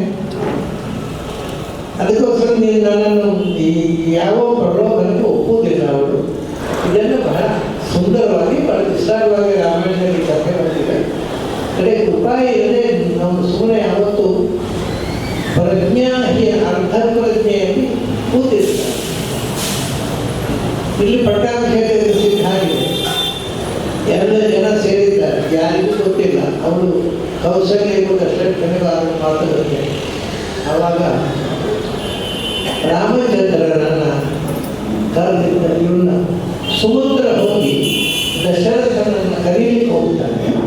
ಅವಾಗ ದಶರಥ ಹೇಳ್ತಾನೆ, ನೀನು ರಾಮಚಂದ್ರನ ಕರ್ಕೊಂಡು ಬಾ, ನಾನು ಈ ಕೆಳಗೆ ಬರೋಲ್ಲ. ಸರಿ, ರಾಮಚಂದ್ರ ನನ್ನ ಸುಮಂತ್ರ ಕರ್ಕೊಂಡು ಬರ್ತಾನೆ. ರಾಮಚಂದ್ರ ಹೋದಾಗ ದಶರಥನಿಗೆ ಮಾತಾಡುವಷ್ಟು ಇಲ್ಲ, ಅವನ ಹತ್ರ ಮಾತಾಡಬೇಕು. ನಿನಗೆ ಪಟ್ಟಾಭಿಷೇಕ ಮಾಡೋಲ್ಲ ಅಂತ ಯಾವ ಬಾಯಿಗೆ ಹೇಳೋದು. ಆ ಕೈಕೇಯಿಯೇ ಹೇಳ್ತಾರೆ, ನೋಡಪ್ಪ ನಿನ್ನ ಅಪ್ಪ ಒಂದು ನಿರ್ಧಾರ ಮಾಡಿದ್ದಾರೆ, ನೀನು ಕಾಡಿಗೆ ಹೋಗಬೇಕು. ಅವಾಗ ರಾಮಚಂದ್ರ ಒಂದು ಮಾತು ಹೇಳ್ತಾರೆ, ಇದನ್ನು ಅಪ್ಪ ಯಾಕೆ ಹೇಳಲಿಲ್ಲ? ಅಪ್ಪ ಹೇಳಿದ್ರೆ ನನಗೇನು ಬೇಸರ ಆಗ್ತಿರಲಿಲ್ಲ, ಅಪ್ಪ ಯಾಕೆ ಸಂತೋಷ ಮಾಡಿದ್ರು, ಅವನು ಏನು ಹೇಳಿದ್ರು ಅದನ್ನು ಮಾಡಲಿಕ್ಕೆ ನಾನು ಸಿದ್ಧ. ಕೆಳಗೆ ಹೀಗೆ ಮುಂದುವರಿದು ಕಂಚಿದ ಆಕಾರ ನಾಗಕ್ಷೇತ್ರ ಆಕಾರ ಅವನ ಮುಖದ ಮೇಲೆ ಒಳಗೆ ಹೋಗುವಾಗ ಪಟ್ಟಾಭಿಷೇಕದ ಇವರಾಗ ಕೆಳಗೆ ಬರುವಾಗ ಕಾಡಿಗೆ ಹೊರಟು ಅವನು ಜನರಿಗೆ ಮೇಲೆ ಹೋದಾಗ ಮುಖಭಾವ ಹೇಗಿತ್ತು, ಕೆಳಗೆ ಬರುವಾಗ ಅವನ ಮುಖಭಾವ ವ್ಯತ್ಯಾಸವೇ ಗೊತ್ತಾಗಲಿಲ್ಲ. ನಿರ್ವೀರಾಗನಾಗಿ ನಗ್ತಾ ಬಂದುಬಿಟ್ಟಿದ್ದ. ಕಡೆಗೆ ಇದನ್ನು ತಾಯಿ ಹತ್ರ ಸತ್ಕಾರ ತಾಯಿ ಹತ್ರ ಹೇಳ್ತಿದ್ದಾರೆ ರಾಮಚಂದ್ರ. ತಾಯಿ ಹತ್ರ ಹೋಗ್ತಾನೆ, ಹೋಗೋ ಮುಂಚೆ ಕಾಡಿಗೆ ಹೋಗೋ ಮುಂಚೆ ತಾಯಿ ಹತ್ರ ಹೇಳ್ತಾನೆ. ತಾಯಿ ಹತ್ರ ಹೋಗಿ ತಮಾಷೆಯನ್ನು ತಾಯಿ ಬಂಗಾರದ ಮನೆಯಾಗಿರ್ತಾರೆ, ಕೂಡುವಾಗ ಅಂತ ಅವನ ಮನೆಯನ್ನು ಪಕ್ಕಕ್ಕೆ ಸರಿದು ಕೆಳಗೆ ಹೋಗ್ತಾನೆ. ಏನು ಹೇಳೋದಿಲ್ಲ, ಪಕ್ಕಕ್ಕೆ ಮನೆಯನ್ನು ಸರಿದು ಕೆಳಗೆ ಯಾಕೆ ಹೋಗುದು, ಇದು ಮುಂದೆ ಹೀಗೆ ಕೂಡಬೇಕು, ಅಭ್ಯಾಸ ಮಾಡ್ತಾ ಇದ್ದೇನೆ ಅವನು ಯಾಕೆ ಹೀಗೆ ನೆಲದಲ್ಲಿ ಕೂಡಬೇಕು. ಆಮೇಲೆ ಹೇಳ್ತಾನೆ, ನನ್ನ ಆಜ್ಞೆ ಬಂದಿದೆ, ನನ್ನ ತಂದೆ ಇಲ್ಲ ಕಾಡಿಗೆ. ಆಗ ಅವನ ತಮಾಷೆ ನೋಡಿ, ಧರ್ಮ ಸೂಕ್ಷ್ಮ. ಅವಳು ಹೇಳ್ತಾನೆ, ತಂದೆ ಮೇಲೂ ತಾಯಿ ಮೇಲೂ ಮಾತೃ ದೇವೋ ಭವ, ಆಮೇಲೆ ಪಿತೃ ದೇವೋ ಭವ, ಆಮೇಲೆ ಆಚಾರ್ಯ ದೇವೋ ಭವ. ಹಾಗಾದರೆ ಮೊದಲು ತಾಯಿ, ಪೂಜ್ಯರ ಎರಡನೇ ತಂದೆ, ಮೂರನೇ ಸ್ಥಾನದಲ್ಲಿ ಗುರು. ನಿನಗೆ ಅಪ್ಪ ಏನು ಹೇಳಿದ? ಕಾಡಿಗೆ ಹೋಗು ಅಂತ ಹೇಳಿದ. ಸಾಹಂ ಆಜ್ಞಾಪಯಿಷ್ಯಾಮಿ ಲಗಂತವ್ಯಂ ತ್ವಯಾಹು. ನಾನು ತಾಯಿ ಆಜ್ಞೆ ಮಾಡ್ತಾ ಇದ್ದೇನೆ, ನೀನು ಕಾಡಿಗೆ ಹೋಗಬಾರ್ದು. ನೋಡಿ, ಮಾತೃದೇವೋ ತಾಯಿ ಹೇಳಿದ ಮಾತು ಕೇಳಬೇಕು, ತಂದೆ ಹೇಳಿದ ಮಾತು ಕೇಳಬೇಕು, ಒಂದು ಆಗ ನನ್ನ ರಾಮಚಂದ್ರ ಸಾಲ್ವ್ ಮಾಡಿದ ರೀತಿ ತುಂಬ ಚೆಂದ. ಅವ್ರು ಹೇಳ್ತಾನೆ, ನಿನ್ನ ಮಾತು ನಾನು ನಡೆಸಿಕೊಳ್ಳುವುದಿಲ್ಲ ತಾಯಿ, ಅದನ್ನು ಉಲ್ಲಂಘಿಸ್ತೇನೆ ನಾನು. ಹಾಗೆ ಯಾಕೆ ತಾಯಿ ದೊಡ್ಡವಳಲ್ಲ ತಂದೆಗೆ, ತಂದೆಯ ಮಾತು ನಡೆಸಬೇಕು ಅಂತ ಹೊರಟವಳು, ತಾಯಿ ಮಾತನ್ನು ಯಾಕೆ ನಡೆಸೋಲ್ಲ? ಅದಕ್ಕೆ ಹೇಳ್ತಾರೆ, ಎರಡು ಕಾರಣಗಳಿಲ್ಲ. ಒಂದು, ನೀನು ದಶರಥನ ಹೆಂಡತಿಯಾಗಿ ದಶರಥನ ಆಜ್ಞೆಗೆ ವಿರುದ್ಧವಾಗಿ ಆಜ್ಞೆ ಮಾಡುವ ವಿಚಾರ ಇದೆ. ಎರಡನೇ, ದಶರಥ ಈ ದೇಶದ ರಾಜಾಜ್ಞೆಗೆ ವಿರುದ್ಧವಾಗಿ ರಾಣಿಗೆ ಆಜ್ಞೆ ವಿರುದ್ಧವಾಗಿದ್ದಾರೆ. ನಿನ್ನ ಆಜ್ಞೆ ಅಸಿದ್ದು, ಆದ್ದರಿಂದ ನಾನು ನಿನ್ನ ಆಜ್ಞೆಯನ್ನು ಪಾಲಿಸುವುದಿಲ್ಲ ಅಂತ ಅವರು ಬಿಟ್ಟ. ಹೀಗೆ ರಾಮಚಂದ್ರ ಬೇರೆ ಏನಾದರೂ ಆದರೆ ಅಪ್ಪ ಹೇಳಿದ್ರೆ ನಮ್ಮ ಹೇಳಿದ್ರು ಕೂತೆ ಬಿಟ್ಟಿದ್ರು ಪಟಾಕಿ. ಅಷ್ಟೇ ಇಲ್ಲ, ದಶರಥ ಕೂಡ ಹೇಳ್ತಾನೆ, ಶನ್ನಯ ಚರಿತಶ್ಚಾಸ್ಮಿ ಸ್ತ್ರೀಯ ಭಸ್ಮಾಂಗದಿ ಕಲ್ಪಯ. ಇದು ಬೂದಿಯ ಒಳಗಿನ ಕೆಂಡ, ಈ ಕೈಕೇಯಿ ನನ್ನನ್ನು ಮೋಸ ಮಾಡಿಬಿಟ್ಟು ನನ್ನನ್ನು ಪರಿಚಿತಗೊಳಿಸಿ ನೀನು ಬಂದು ಕೂಡು ಸಿಂಹಾಸನದಲ್ಲಿ. ಯಾವುದಕ್ಕೂ ಅವರು ಕಿವಿಕೊಳ್ಳೋದಿಲ್ಲ. ಕಾಡಿಗೆ ಹೋಗ್ತಾನೆ. ಕಾಡಿಗೆ ಹೋಗಿ ಒಂದು ರಾಮನ ವಿಶೇಷ ಏನು ಅಂತ, ಯಾರನ್ನು ಟೀಕೆ ಮಾಡಿದರೆ ಅವರು ಸಹಿಸ್ಕೊಳ್ತಾರೆ, ಶತ್ರುಗಳನ್ನು ಕೂಡ ಟೀಕೆ ಮಾಡಿದ್ರೆ ಅವರು ಸಹಿಸ್ಕೊಳ್ತಿಲ್ಲ. ಲಕ್ಷ್ಮಣನಿಗೆ ಸಿಟ್ಟು. ಈ ಕೈಕೇಯಿ ಎಂದವಳು, ಅವಳು ಬಂದದ್ರಿಂದ ನಮ್ಮ ಮನೆತನ ಮರ್ಯಾದೆ ಹೋಯಿತು, ಏನೆಲ್ಲ ಮಾಡಿಬಿಟ್ಲು ಅಧ್ವಾನ ಅಂತ ಹೇಳಿದರೆ ರಾಮಚಂದ್ರ ಹೇಳ್ತಾನೆ, ನೋಡಪ್ಪ, ಬೇರೆ ವಿಷಯದಲ್ಲಿ ಮಾತಾಡ, ತಾಯಿ ಬಗ್ಗೆ ಟೀಕೆ ಮಾಡೋದು ಬೇಡ, ಬೇರೆ ವಿಷಯದಲ್ಲಿ ಮಾತಾಡ್ತಾರೆ. ಎಲ್ಲ ಕಡೆ ಹೀಗೆ ಯಾರನ್ನು ಕ್ರಿಟಿಸೈಸ್ಬಾರ್ದು. ಹೀಗೆ ಲಕ್ಷ್ಮಣನನ್ನು ತಣ್ಣಗಾಗಿ ಮಾಡ್ತಾನೆ. ರಾಮಚಂದ್ರ ಕಾಡಿಗೆ ಹೋದಾಗ ಹೇಳ್ತಾನೆ, ಈ ರಾಜಕೀಯದಿಂದ ಬಿಡುಗಡೆಯಾಯಿತು ತಾಯಿಯಿಂದಾಗಿ, ಆರಾಮಾಯಿತು, ಆನಂದವಾಗಿ ಕಾಡಿಗೆ ಹರಿಸಿ ನಾವು ವಿಹಾರ ಮಾಡ್ಕೊಂಡಿರೋಣ ಅಂತ ಭಾಳ ಸಂತೋಷವಾಗಿರ್ತಾರೆ. ಯಾಕೆ ಜೊತೆಗೆ ಸೀತೆ ಕೂಡ ಬಂದಿಲ್ಲ. ಸೀತೆ ರಾಮ ಹೊರಡುವಾಗ ಒಂದು ಸಂಭಾಷಣೆ ಏನು ಅಂದರೆ, ರಾಮ ಹೇಳ್ತಾನೆ, ನೀನು ಅಲ್ಲಿ ಮೊದಲು ಕೈಕೇಯಿಗೆ ಕೌಶಲ್ಯವೇ ಈ ಮಾತು ಹೇಳಿದ್ರು, ನೀನು ಕಾಡಿಗೆ ಹೋಗುದಾದ್ರೆ ನಾನು ಬರ್ತೇನೆ, ನನ್ನನ್ನು ಕರ್ಕೊಂಡು ಹೋಗು. ನಾನು ಕರ್ಕೊಂಡು ಹೋಗೋದ ಸುಮಾರು ರಾಮಚಂದ್ರನಿಗೆ ಆವಾಗ 28 ವರ್ಷ ವಯಸ್ಸು. 14 ಮದುವೆ ಆಗಿದೆ, 12 ವರ್ಷ ಅರ್ಜೆಂಟೇ ಇಲ್ಲ. ಈ ಕಥೆ ಹೇಳೋದು ಈ ವಯಸ್ಸನ್ನೆಲ್ಲ ಬಿಟ್ಟುಬಿಡ್ತಾರೆ. ಪಟ್ಟಾಭಿಷೇಕ ಮದುವೆ ಆಗಿದ್ದು ಪಟ್ಟಾಭಿಷೇಕ ಅಂತಾರೆ. ಪಟ್ಟಾಭಿಷೇಕ ಆಗುತ್ತೆ 12 ವರ್ಷ. ತಮಾಷೆ, 12 ವರ್ಷ ದಶರಥನ ರಾಜಕೀಯ ನೋಡಿ. ಆ 12 ವರ್ಷ ಇವ್ರ ಜೊತೆಗೆ ತಮ್ಮಂದಿರು ಇರಬೇಕಾದ್ರು. ಲಕ್ಷ್ಮಣ ಒಬ್ಬನೇ ಭರತ ಶತ್ರುಘ್ನರನ್ನ ಭರತನ ತಾಯಿ ಮನೆ ಕಳಿಸಿಬಿಟ್ಟಿಲ್ಲ, ಅವರಿಗೆ ಕಾಂಟ್ಯಾಕ್ಟೇ ಇರಬಾರ್ದು. ನಾಳೆ ಈ ಎಲ್ಲ ತೀರ್ಮಾನಗಳು ಅವರಿಗೆ ತಿರುವಾಗಿ ವಿಪರೀತವಾಗಿ ಒಂದು ಉಪಕಾರಕ್ಕಾಗಲಿಲ್ಲ. ಬಟ್ ಭಾರಿ ರಾಜಕೀಯ, ದಶರಥನ ರಾಜಕೀಯ ಭಾರಿ ರಾಜಕೀಯ. ಅವಧ್ಯತೆ ಅಲ್ಲಿ ಕೂಡ ಬಹಳ ದೊಡ್ಡ ಅವಧ್ಯವು ಅಧ್ಯತಾನುಕೋವ ಉದ್ದೇಶ. ಯಾರು ಸಾಯಿಬಾರದವನ್ನು ನಿರಪರಾಧಿಯನ್ನು ಕೊಲ್ಲಬೇಕು ನಿನಗೋಸ್ಕರ. ಇದು ಗಂಡನಾಗಿ ಹೆಂಡತಿಯನ್ನು ಹೇಳೋದು ಮತ್ತು ರಾಜನಾಗಿ ಪ್ರಜೆಗಳಿಗೆ ದ್ರೋಹ, ಶುದ್ಧಾಗಿ ಅನ್ಯಾಯ ಮಾಡಿದ ದಶರಥ. ಆಯಿತು, ದಶರಥ ಭರತನ ದೂರ ಮಾಡಿದ. ಸೀತೆ ಅಂದರೆ ನಾನು ಹೇಳ್ತಾನೆ, ನೀನು ಇಲ್ಲಿ ಅತ್ತೆ ಮಾನದ ಜೊತೆಗೆ ಚೆನ್ನಾಗಿ ಅದಕ್ಕೆ ಎಚ್ಚರ ನೋಡಿ. ನೀನು ಯಾವ ಸಂದರ್ಭದಲ್ಲೂ ಬಾಯಿ ತಪ್ಪಿ ಕೂಡ ನನ್ನನ್ನು ಭರತನ ಮುಂದೆ ಹೊಗಳಬೇಡ. ಯಾಕೆಂದರೆ ಒಂದು ರಾಜಭಟ ಇನ್ನೊಂದು ಹೊಗಳಿದ್ದು ಸಿಟ್ಕೋರುತ್ತೆ. ಸೊ ನಾನು ನಿನ್ನ ಅಮ್ಮ ಯಜಮಾನರು ಇದ್ರೆ ಏನಾಗ್ತದಿಲ್ಲ ಅಂತ ಅವ್ರ ಮುಂದೆ ಹೇಳ್ಬಿಡು. ಭರತನ ಮುಂದೆ ನಾನು ಹೊಗಳಬೇಡ ಇದೆ. ಅದಕ್ಕೆ ಅವ್ರು ಹೇಳ, ಇದೆಲ್ಲ ಬುದ್ಧಿಯವರು ಯಾರಿಗೆ ಹೇಳುವುದು ನೀವು? ನಾನು ಇಲ್ಲಿ ಇರೋದೇ ಇಲ್ಲ, ನಿಮ್ಮೊಟ್ಟಿಗೆ ಬರೋರು. ಯಾಕೆ ಅಂದರೆ ನೋಡಿ, ಅವರಿಗೆ ಮದುವೆ ಆಗುವಾಗ 7 ವರ್ಷ. ಅನುಶಿಷ್ಟಾಸ್ಮಿ ಮಿತ್ರಾಜ ಮಂತ್ರಾಜ ವಿವಿಧಾಶ್ರಯ ನಾಸ್ತಿ ಸಂಪರ್ಕಿ ವಕ್ತವ್ಯಂ ವರ್ತಿತವ್ಯಂ ಯಥಾಮಯ. ನಮಗೆ ಮದುವೆ ಆಗೋ ಮುಂಚೆ ನನ್ನ ಅಪ್ಪ ಅಮ್ಮ ನನಗೆ ಟ್ರೈನ್ ಮಾಡಿದ್ದಾರೆ ಹೇಗೆ ಇರಬೇಕು, ಮಾವನ ಅತ್ತನ ಜೊತೆಗೆ ಮಾವನ ಜೊತೆಗೆ. ನೀವು ನನಗೆ ಈಗ ಒತ್ತ ಉಪದೇಶ ಮಾಡೋದು ಬೇಡ ಅಂತಾರೆ, ಸ್ಪಷ್ಟವಾಗಿ ಹೇಳ್ತಾರೆ. ನೀವು ನನಗೆ ಈ ಅವರಿಗೆ ಅವಾಗ 12, 19 ವರ್ಷ ವಯಸ್ಸು. ಅನುಶಿಷ್ಟಾಸ್ತಿ ಮಾತ್ರ ಪಿತ್ರಾಚ ವಿವಿಧಾಶ್ರಯ ನಾಸ್ತಿ ಸಂಪ್ರತಿ ವಕ್ತವ್ಯ. ಈಗ ನಾನು ಮಾವನ ಜೊತೆಗೆ ಅತ್ತೆ ಜೊತೆಗೆ ಹೇಗೆ ನಡ್ಕೋಬೇಕು ಅಂತ ನೀನು ಹೇಳುವ ಅಗತ್ಯ ಇಲ್ಲ. ಯಾಕೆಂದ್ರೆ ನಾನು ಮದುವೆ ಆಗುವಂತೆ ನಮ್ಮ ಮನೆಯಲ್ಲಿ ನಮ್ಮ ಅಪ್ಪ ಅಮ್ಮ ನನಗೆ ಟ್ರೈನಿಂಗ್ ಕೊಟ್ಟಿದ್ದಾರೆ. ನೀನು ಮದುವೆ ಹೇಳೋ ಅಗತ್ಯ ಇಲ್ಲ ಅಂತಾರೆ. ಅದಕ್ಕೆ ಅವನು ಹೇಳ್ತಾನೆ, ಅದಲ್ಲಪ್ಪ, ನಾವು ಗಾಳಿ ಹೋದಾಗ ನಮ್ಮನ್ನು ರಕ್ಷಿಸಿಕೊಳ್ಳುವುದೇ ಕಷ್ಟ. ಒಂದು ಕಡೆಯಿಂದ ರಾಕ್ಷಸರ ಕಾಟ, ಒಂದು ಕಡೆಯಿಂದ ಕಾಡು ಪ್ರಾಣಿಗಳ ಕಾಟ. ಈ ಎಲ್ಲರಿಂದ ತಪ್ಪಿಸಿಕೊಂಡು ನಮ್ಮನ್ನು ನಾವು ರಕ್ಷಿಸಿಕೊಳ್ಳುವುದೇ ಕಷ್ಟ. ಇಂಥ ಸಂದರ್ಭದಲ್ಲಿ ನಿನ್ನನ್ನು ಕರ್ಕೊಂಡು ಹೋದರೆ ಹೇಗೆ ರಕ್ಷಣೆ ಮಾಡೋದು? ಆವಾಗ ಅವರು ಹೇಳ್ತಾರೆ, ಹೌದಾ, ಓಹೋ, ಹಾಗಾದ್ರೆ ನಮ್ಮ ಅಪ್ಪ ತಪ್ಪು ಮಾಡಿದ್ರು. ಹೆಂಡತಿಯನ್ನು ರಕ್ಷಿಸುವ ತಾಕತ್ತುಳ್ಳ ಗಂಡ ಅಂತ ನಿನಗೆ ನನ್ನ ಮದುವೆ ಮಾಡಿಕೊಟ್ರು. ನಿನಗೆ ಅದು ತಾಕತ್ತಿಲ್ಲ ಅಂತ ನನ್ನ ಅಪ್ಪ ತಪ್ಪು ಮಾಡಿದ್ರು. ನಿನಗೆ ಮದುವೆ ಮಾಡಿಕೊಡುವಾಗಿತ್ತು. ನಾನು ಎಷ್ಟು ಕೀಟನೆ ಮಾಡ್ತಾರೆ ಸೀತೆ ಅಂದರೆ. ಕಡೆಗೆ ರಾಮಚಂದ್ರ ಅದೇ ನಾನು ಹೇಳೋದು, ಸೀತೆ ಹಾಗೆ ನನ್ನ ಜಗಳ ಮಾಡಿದರೆ ಗಂಡಂದರು ಸಂತೋಷ ಪಡ್ತಾರೆ. ಕೈಗೆ ಹೇಗೆ ಜಗಳ ಮಾಡಿದರೆ ಗಂಡಂದರು ತೋರಿಸ್ತಾರೆ. ಹೇಗೆ ಜಗಳ ಮಾಡಬೇಕು ಅನ್ನೋದು ಹೆಣ್ಮಕ್ಳಿಗೆ ಗೊತ್ತಿರುತ್ತೆ. ಸೀತೆ ಜಗಳ ಮಾಡ್ತಾರೆ. ನೀನು ಕೈಯಲ್ಲಿ ಬಳೆ ಇಲ್ಲದ ಹೆಂಗಸು ನನ್ನನ್ನು ಕರ್ಕೊಂಡು ಹೋಗ್ಬೇಕು ಹೆದರ್ತಾ ಇದ್ದಿ. ಆವಾಗ ರಾಮಚಂದ್ರನಿಗೆ ತುಂಬ ಖುಷಿಯಾಗಿರುತ್ತೆ. ಹಾಗೆ ಬಾತ್ ಮಾಡ್ಕೊಂಡು ಲಕ್ಷ್ಮಣನನ್ನು ಹೋಗುವಾಗ ಏನೋ ವಿಷಯ. ಲಕ್ಷ್ಮಣ ಹೊರಡ್ತಾರೆ. ಇನ್ನೂ ಭರತನಿಗೆ ಗೊತ್ತಿಲ್ಲ. ಲಕ್ಷ್ಮಣ ಹೊರಡ್ತಾರೆ, ನನ್ನನ್ನು ಕರ್ಕೊಂಡು ಹೋಗೋಣ, ನಾನು ಬರ್ತೇನೆ ಅಂತ ಹೋಗ್ತಾನೆ ರಾಮ. ಅವನು ನೋಡಿ ವ್ಯತ್ಯಾಸ. ರಾಮ ಹೋಗ್ತೇನೆ ಅಂತ ಹೇಳಿದಾಗ ಕೌಶಲ್ಯ ನನ್ನನ್ನು ಕರ್ಕೊಂಡು ಹೋಗುವಂತ.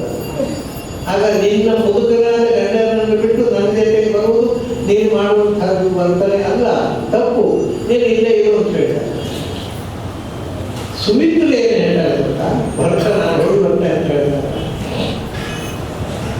ಅವ್ರು ಹೇಳ್ತಾರೆ, ದಶರಥ ರಾಮಚಂದ್ರ ರಾಮಂ ದಶರಥಂ ವಿಧಿ ಮಾಂ ವಿಧಿ ಜನಕಾತ್ಮಜಾಂ ಅಯೋಧ್ಯಾಂ ಅಟವೀ ವಿಧಿ ಗಚ್ಚದ ಕೈಲಾಸದ. ನೋಡಪ್ಪ, ಅಲ್ಲಿ ನಿನಗೆ ತಂದೆ ಇಲ್ಲ ಅಂತ ಭರವಸೆ. ಯಾಕೆಂದ್ರೆ ರಾಮಂ ದಶರಥಂ ವಿಧಿ, ರಾಮನೇ ನಿನಗೆ ತಂದೆ. ಅಲ್ಲಿ ತಾಯಿ ಇಲ್ಲ ಅಂತ ತಿಳ್ಕೋಬೇಡ. ಸೀತೆ ನನಗೆ ತಾಯಿ. ಅಯೋಧ್ಯ ಮಾಡಿದ್ರೆ ಆ ಕಾಲೇ ನಿನಗೆ ಅಯೋಧ್ಯೆ. ಸುಖವಾಗಿ ಹೋಗಿ ಬಾರಪ್ಪ ಅಂತ ಆ ತಾಯಿ ನೋಡಿ ಎಂಥ ಅದ್ಭುತವಾದ ಹೃದಯ ಅವರು. ಅವ್ರು ಅಡ್ಡಿ ಮಾಡಿದ್ರು, ಅವರು ಗಲಾಟೆ ಮಾಡಿದ್ರೆ ಲಕ್ಷ್ಮಣಿಗೆ ಹೋಗ್ಲಿಕ್ಕೆ ಆಗ್ತಿರ್ಲಿಲ್ಲ. ಆ ಒಂದೊಂದು ಕ್ಯಾರೆಕ್ಟರ್ನ ವಿಶ್ಲೇಷಣೆ ಮಾಡಿದರೆ ಅದ್ಭುತ ರಾಮಾಯಣದ ಕ್ಯಾರೆಕ್ಟರ್. ಅವಳು ಹೇಳ್ತಾರೆ, ಹೋಗಿ ಬಾ, ನಿನ್ನ ಅಣ್ಣನ ಸೇವೆ ಮಾಡು, ನೀನು ಬರುವ ತನಕ ನಾನು ಕಾಯ್ತೇನೆ ಎಲ್ಲ. ಹೌದು, ಕಾಡಿನಲ್ಲಿ ಹೋದ್ರು. ಕಾಡಿನಲ್ಲಿ ಸೀತೆಯನ್ನು ರಾವಣ ಅಪಹಾರ ಮಾಡಿದ, ಅದೆಲ್ಲ ಆಯಿತು. ಮುಂದೆ ಸೀತೆ ರಾಮ ಕರ್ಕೊಂಡು ಬಂದ. ಸೀತೆ ರಾಮನ ಕರ್ಕೊಂಡು ಬಂದ ಮೇಲೆ ಅದರ ಮೇಲೆ ಎಷ್ಟೋ ವರ್ಷಗಳ ನಂತರ ಅಲ್ಲೇ ಕೆಲವೇ ಒಂದು ತಮಾಷೆಯನ್ನು ನೀವು ಗಣಿತ ಹೇಳಬೇಕಲ್ಲ. ಸೀತಾರಾಮರು ಒಟ್ಟಿಗೆ ದಶವರ್ಷ ಸಹಸ್ರಾಣಿ ದಶವರ್ಷ ಶತಾನಿ ಎಲ್ಲವೂ ರಾಮಾವತಾರ ಕೃಷ್ಣಾವತಾರದ ಕಾಂಟ್ರಾಸ್ಟ್. ರಾಮ ಭೂಮಿಯಲ್ಲಿ ಬದುಕಿದ್ದು 11,700 ವರ್ಷ, ಕೃಷ್ಣ 106 ವರ್ಷ, 106.5 ವರ್ಷ ಕೃಷ್ಣ ಭೂಮಿಯಲ್ಲಿದ್ದ. ಸರಿ, ಇದು ರಾಮಚಂದ್ರ 11,700 ವರ್ಷ ಹೇಗೆ ಬದುಕಿದ? ಕೆಲವರು ಹೇಳ್ತಾರೆ ಅದು ಯುಗಾಂತರ, ಅದು ತ್ರೇತಾಯುಗ. ಆವಾಗ ತುಂಬ ಬದುಕಿದ್ರು. ಅದು ತ್ರೇತಾಯುಗ ಮನುಷ್ಯರಿಗೆ ಶತಮಾನಂ ಭವತಿ ಶತಾಯು ಪುರುಷಃ ಅಂತ ವೇದ ತ್ರೇತಾಯುಗದವರಿಗೆ ಹೇಳಿದ್ದಾರೆ. ಸಾರ್ವಕಾಲಿಕ ಸತ್ಯ 100 ವರ್ಷ. ಈಗ ಮಹಾಭಾರತದಲ್ಲಿ ಭೀಷ್ಮಾಚಾರ್ಯ 600 ವರ್ಷ. ಅದು ಹೇಗೆ ಅಂದರೆ ಅದ್ರ ಹಿಂದೆ ಒಂದು ಸಣ್ಣ ಸೈಕಾಲಜಿ ಮತ್ತು ಒಂದು ಸಣ್ಣ ಸೈನ್ಸ್ ಇದೆ. ಏನು ಅಂದರೆ ಮನುಷ್ಯ ಜೀವನದಲ್ಲಿ ಅವರು ಒಂದು ದೇಹದಲ್ಲಿ ಎಷ್ಟು ಬಾರಿ ಉಸಿರಾಡಬಹುದು. ಪಂಪಿಂಗ್ ಕೆಪಾಸಿಟಿ ನಮ್ಮ ಶ್ವಾಸಕೋಶಕ್ಕೆ ಎಷ್ಟಿರುವುದು ಅಂದರೆ ಒಂದು ದೇಹದಲ್ಲಿ ಒಂದು ಜೀವನದಲ್ಲಿ 77 ಕೋಟಿ 76 ಲಕ್ಷ ಅಷ್ಟೇ ಉಸಿರಾಟ. ಆಮೇಲೆ ಮಾಡಲಿಕ್ಕೆ ಆಗೋದಿಲ್ಲ. ನೀವು ಒಂದು ವೇಳೆ ಉಸಿರಾಟವನ್ನು ನಿಧಾನ ಮಾಡಿದರೆ 5 ಲಕ್ಷ ಆಗುತ್ತೆ. ಇವತ್ತು ಉದಾಹರಣೆ ನೀವು ಒಂದು ಸಣ್ಣ ಲೆಕ್ಕ ನೋಡೋಣ. 4 ಸೆಕೆಂಡ್ ನಮ್ಮ ರೆಗ್ಯುಲರ್ ಬ್ರೀತಿಂಗ್ ಉಂಟಲ್ವ, ಅದಕ್ಕೆ 4 ಸೆಕೆಂಡ್ ಸಾಕು. ಆದ್ದರಿಂದ ನಾವು 1 ನಿಮಿಷಕ್ಕೆ 15 ಬಾರಿ ಉಸಿರಾಡ್ತೇವೆ. ಹಾಗೆ ಹೋದರೆ 1 ನಿಮಿಷಕ್ಕೆ 15 ಬಾರಿ, ಅದೇ 60 ನಿಮಿಷಕ್ಕೆ 900 ಬಾರಿ, 1 ಗಂಟೆಗೆ 900 ಬಾರಿ ಒಂದು ಗಂಟೆಗೆ 900 ಬಾರಿ ಉಸಿರಾಡಿದರೆ 24 ಗಂಟೆಗೆ 21,600 ಬಾರಿ ಉಸಿರಾಡ. ಇದು ವೈದ್ಯಶಾಸ್ತ್ರ ಅಂದರೆ ಪ್ರಾಚೀನ ವೈದ್ಯಶಾಸ್ತ್ರ ಒಪ್ಪಿಕೊಂಡಂಥ ಒಂದು ಉಸಿರಾಟದ ಕ್ರಮ. ನಾವೆಲ್ಲರೂ ನಮಗೆ ಗೊತ್ತಿರುವುದಲ್ಲೇ ಇರಲಿ, ಒಂದು ದಿನಕ್ಕೆ ಅಂದರೆ ನಮ್ಮ ಒಳಗಿನ ಒಂದು ದಿನ ಯಾವಾಗ ನಾವು 21,600 ಬಾರಿ ಉಸಿರಾಡಿದ್ದಾರೆ. ಈ 4 ಸೆಕೆಂಡಿನ ಬದಲು ಸ್ವಲ್ಪ ಪ್ರಾಕ್ಟೀಸ್ ಮಾಡಿ, ಸ್ವಲ್ಪ ನಿಧಾನವಾಗಿ ಉಸಿರಾಡಿ 8 ಸೆಕೆಂಡಿಗೆ ಹೋಗಬೇಕು. ಅಂದರೆ ನಮ್ಮ ದೇಹಕ್ಕೆ 1 ದಿವಸ ಆಗಬೇಕಾಗಿದ್ದರೆ 26,600 ಆಗಬೇಕಾಗುತ್ತೆ. ಇಲ್ಲಿ 1 ದಿವಸ ಹೊರಗಿನ ಕ್ಯಾಲೆಂಡರ್ನಲ್ಲಿ 1 ದಿವಸ ಆಗುವಾಗ ನಾವು 8 ಸೆಕೆಂಡಿಗೆ ಮಾಡಿದರೆ ನಮ್ಮ ದೇಹಕ್ಕೆ 21,600 ಆಗೋದು. ಅಲ್ಲಿ 21,600 ಆದಾಗ 1 ದಿವಸ 2 ದಿವಸ ಬೇಕಾಗುತ್ತೆ. ಅದೇ 14 ಸೆಕೆಂಡ್ ಆದರೆ, ಅದೇ 32 ಸೆಕೆಂಡ್ ಆದರೆ, ಹೀಗೆ ನಾವು ಶ್ವಾಸಕೋಶವನ್ನು ಅದಕ್ಕೋಸ್ಕರ ಹಿಂದಿನವರು ಪ್ರಾಣಾಯಾಮ ಯೋಗಾಭ್ಯಾಸ ಮಾಡ್ತೀವಿ. ನಾವು ಪ್ರಾಣಾಯಾಮ ಮಾಡಿ ನಮ್ಮ ಶ್ವಾಸದ ನಿಯಂತ್ರಣ ಮಾಡಿದರೆ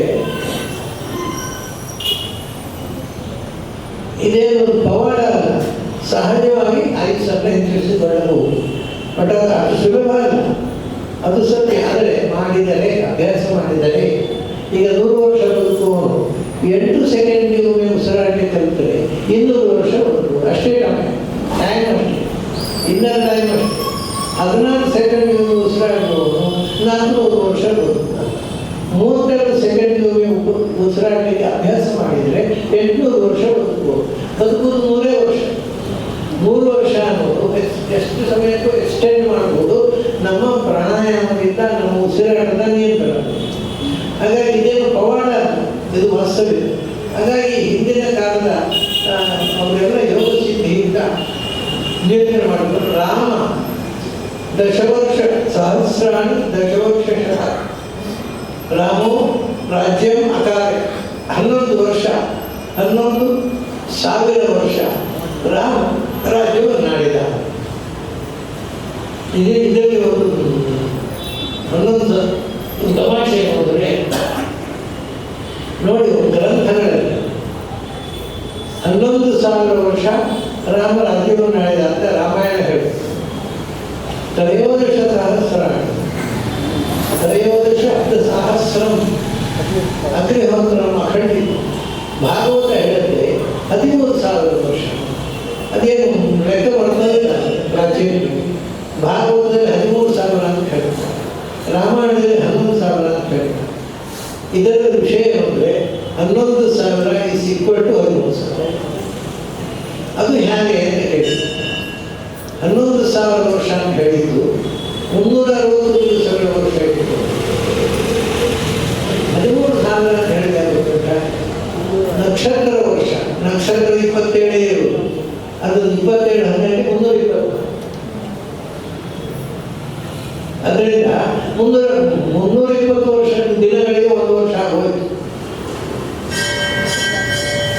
ಆದ್ದರಿಂದ 320 ದಿನಗಳ 1 ವರ್ಷ ಅದು ನಕ್ಷತ್ರ ವರ್ಷ. ಅದರ ಪ್ರಕಾರ 13,000. 360 ದಿನಗಳ ವರ್ಷ ಅದು 11,000. ಈಗ ಒಂದು ಸಂಶಯ ಬರ್ಬೋದು. ನೀವು ಇಲ್ಲಿ ಕೂತ್ಕೊಂಡು ಕೇಳಿದ್ರಿ ಮನೆ ಅವ್ರು ಲೆಕ್ಕ ಮಾಡಿದ್ರು. ಆಗ ಲೆಕ್ಕ ಮಾಡಿದರೆ ಆ ನಕ್ಷತ್ರಮಾನ ಉಂಟಲ್ಲ 13,000. 13,000 ಅಂತಂದರೆ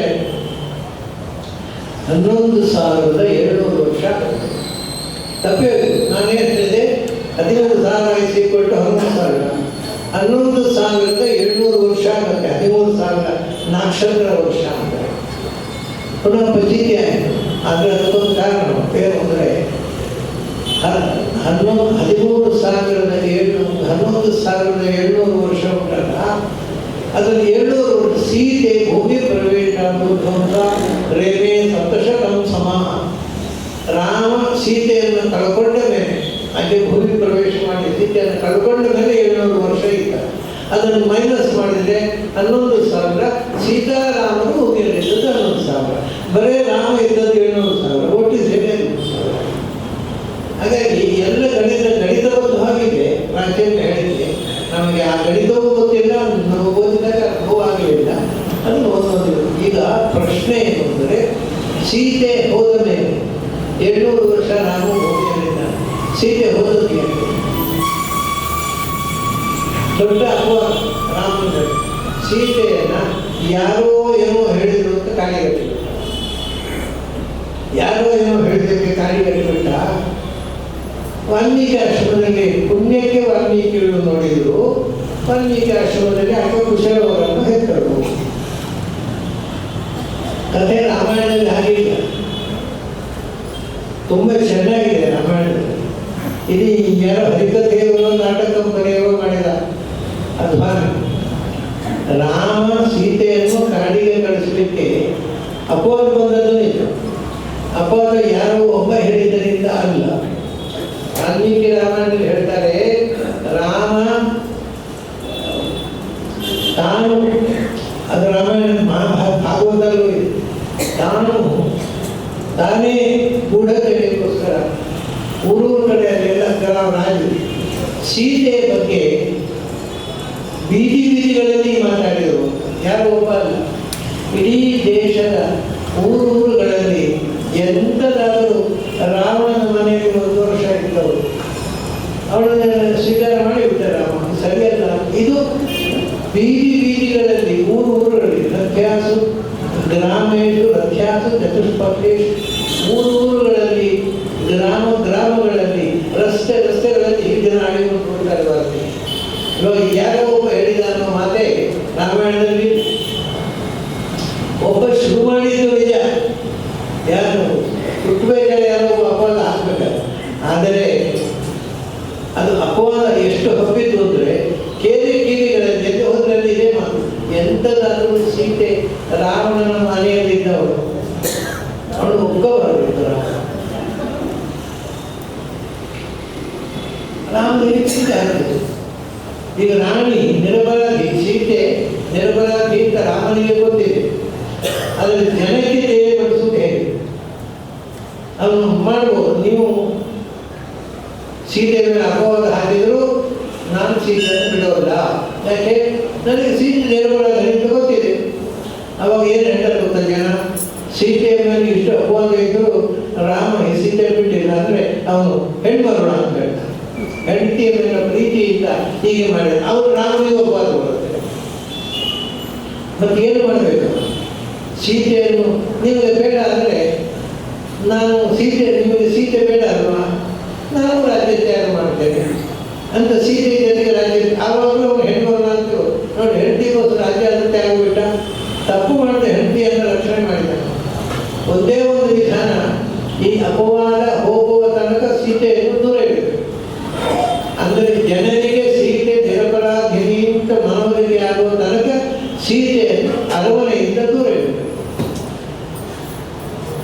ಇದು ಬಹಳ ಇದು ಪ್ರಾಯೋಗಿಕವಾದಂತಹ ತೀರ್ಮಾನ. ಏನು ಮಾಡೋದು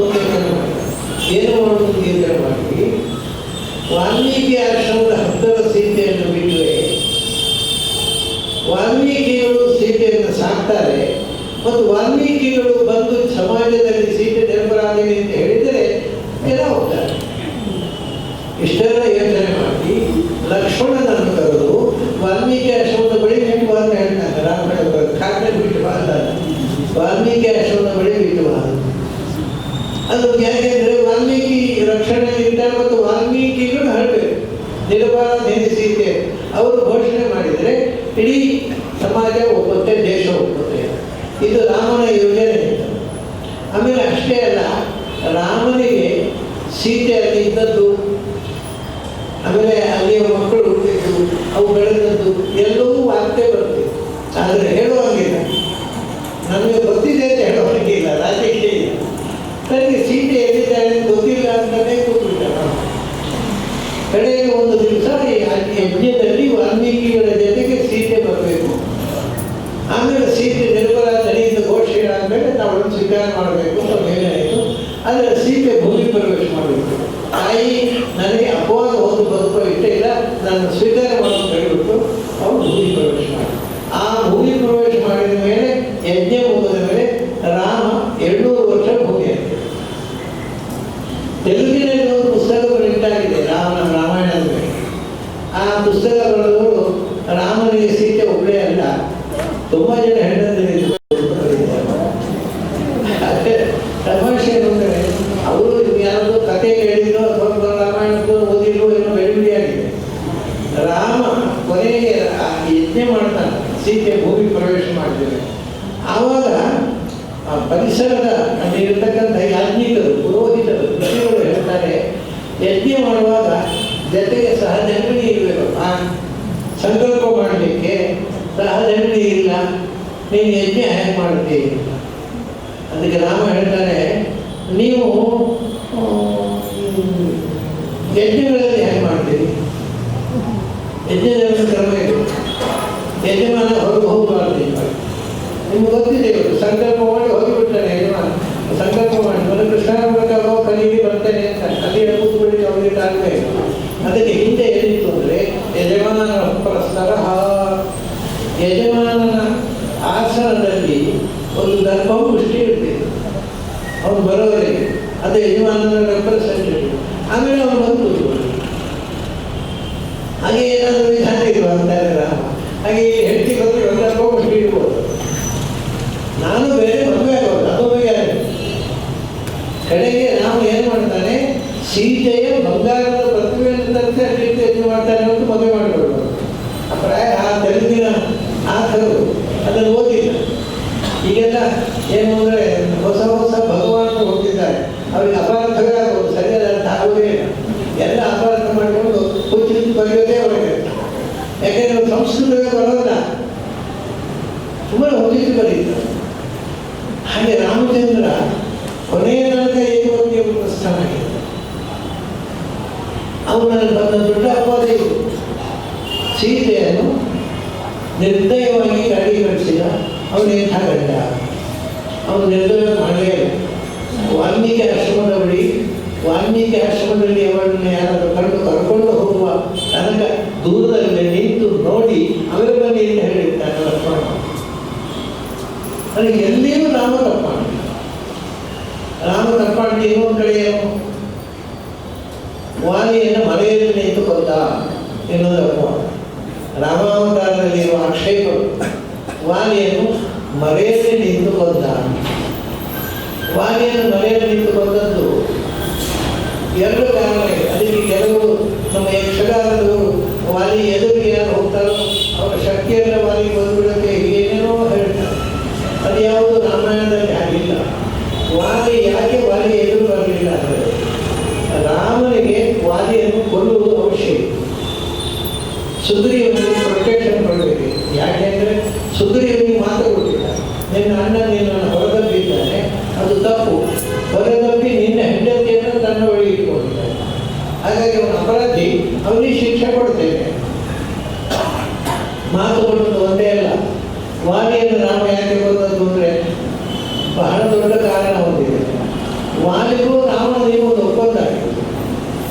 ಅದರಲ್ಲಿ ನಿನ್ನ ಮತ್ತು ನನ್ನ ನೋಡಿ ಯೋಚನೆ ಮಾಡಿ, ನಿನ್ನ ಮತ್ತು ನನ್ನ ಸ್ಥಿರಚರ ಸ್ವತ್ತುಗಳು ನಾವು ಯಾವತ್ತು ಬೇಕಾದರೂ ವಿನಿಮಯ ಮಾಡಿಕೊಳ್ಬೋದು. ಇದು ರಾಮನಿಗೂ ವಾಲಿಗಾದ ಒಪ್ಪಂದ. ಸ್ಥಿರಚರ ಸ್ವತ್ತುಗಳು ಅಂದರೆ ರಾಮನ ಯಾವ ಸ್ವತ್ತನ್ನು ವಾಲಿಗಳನ್ನು ಬಳಸ್ಬೋದು.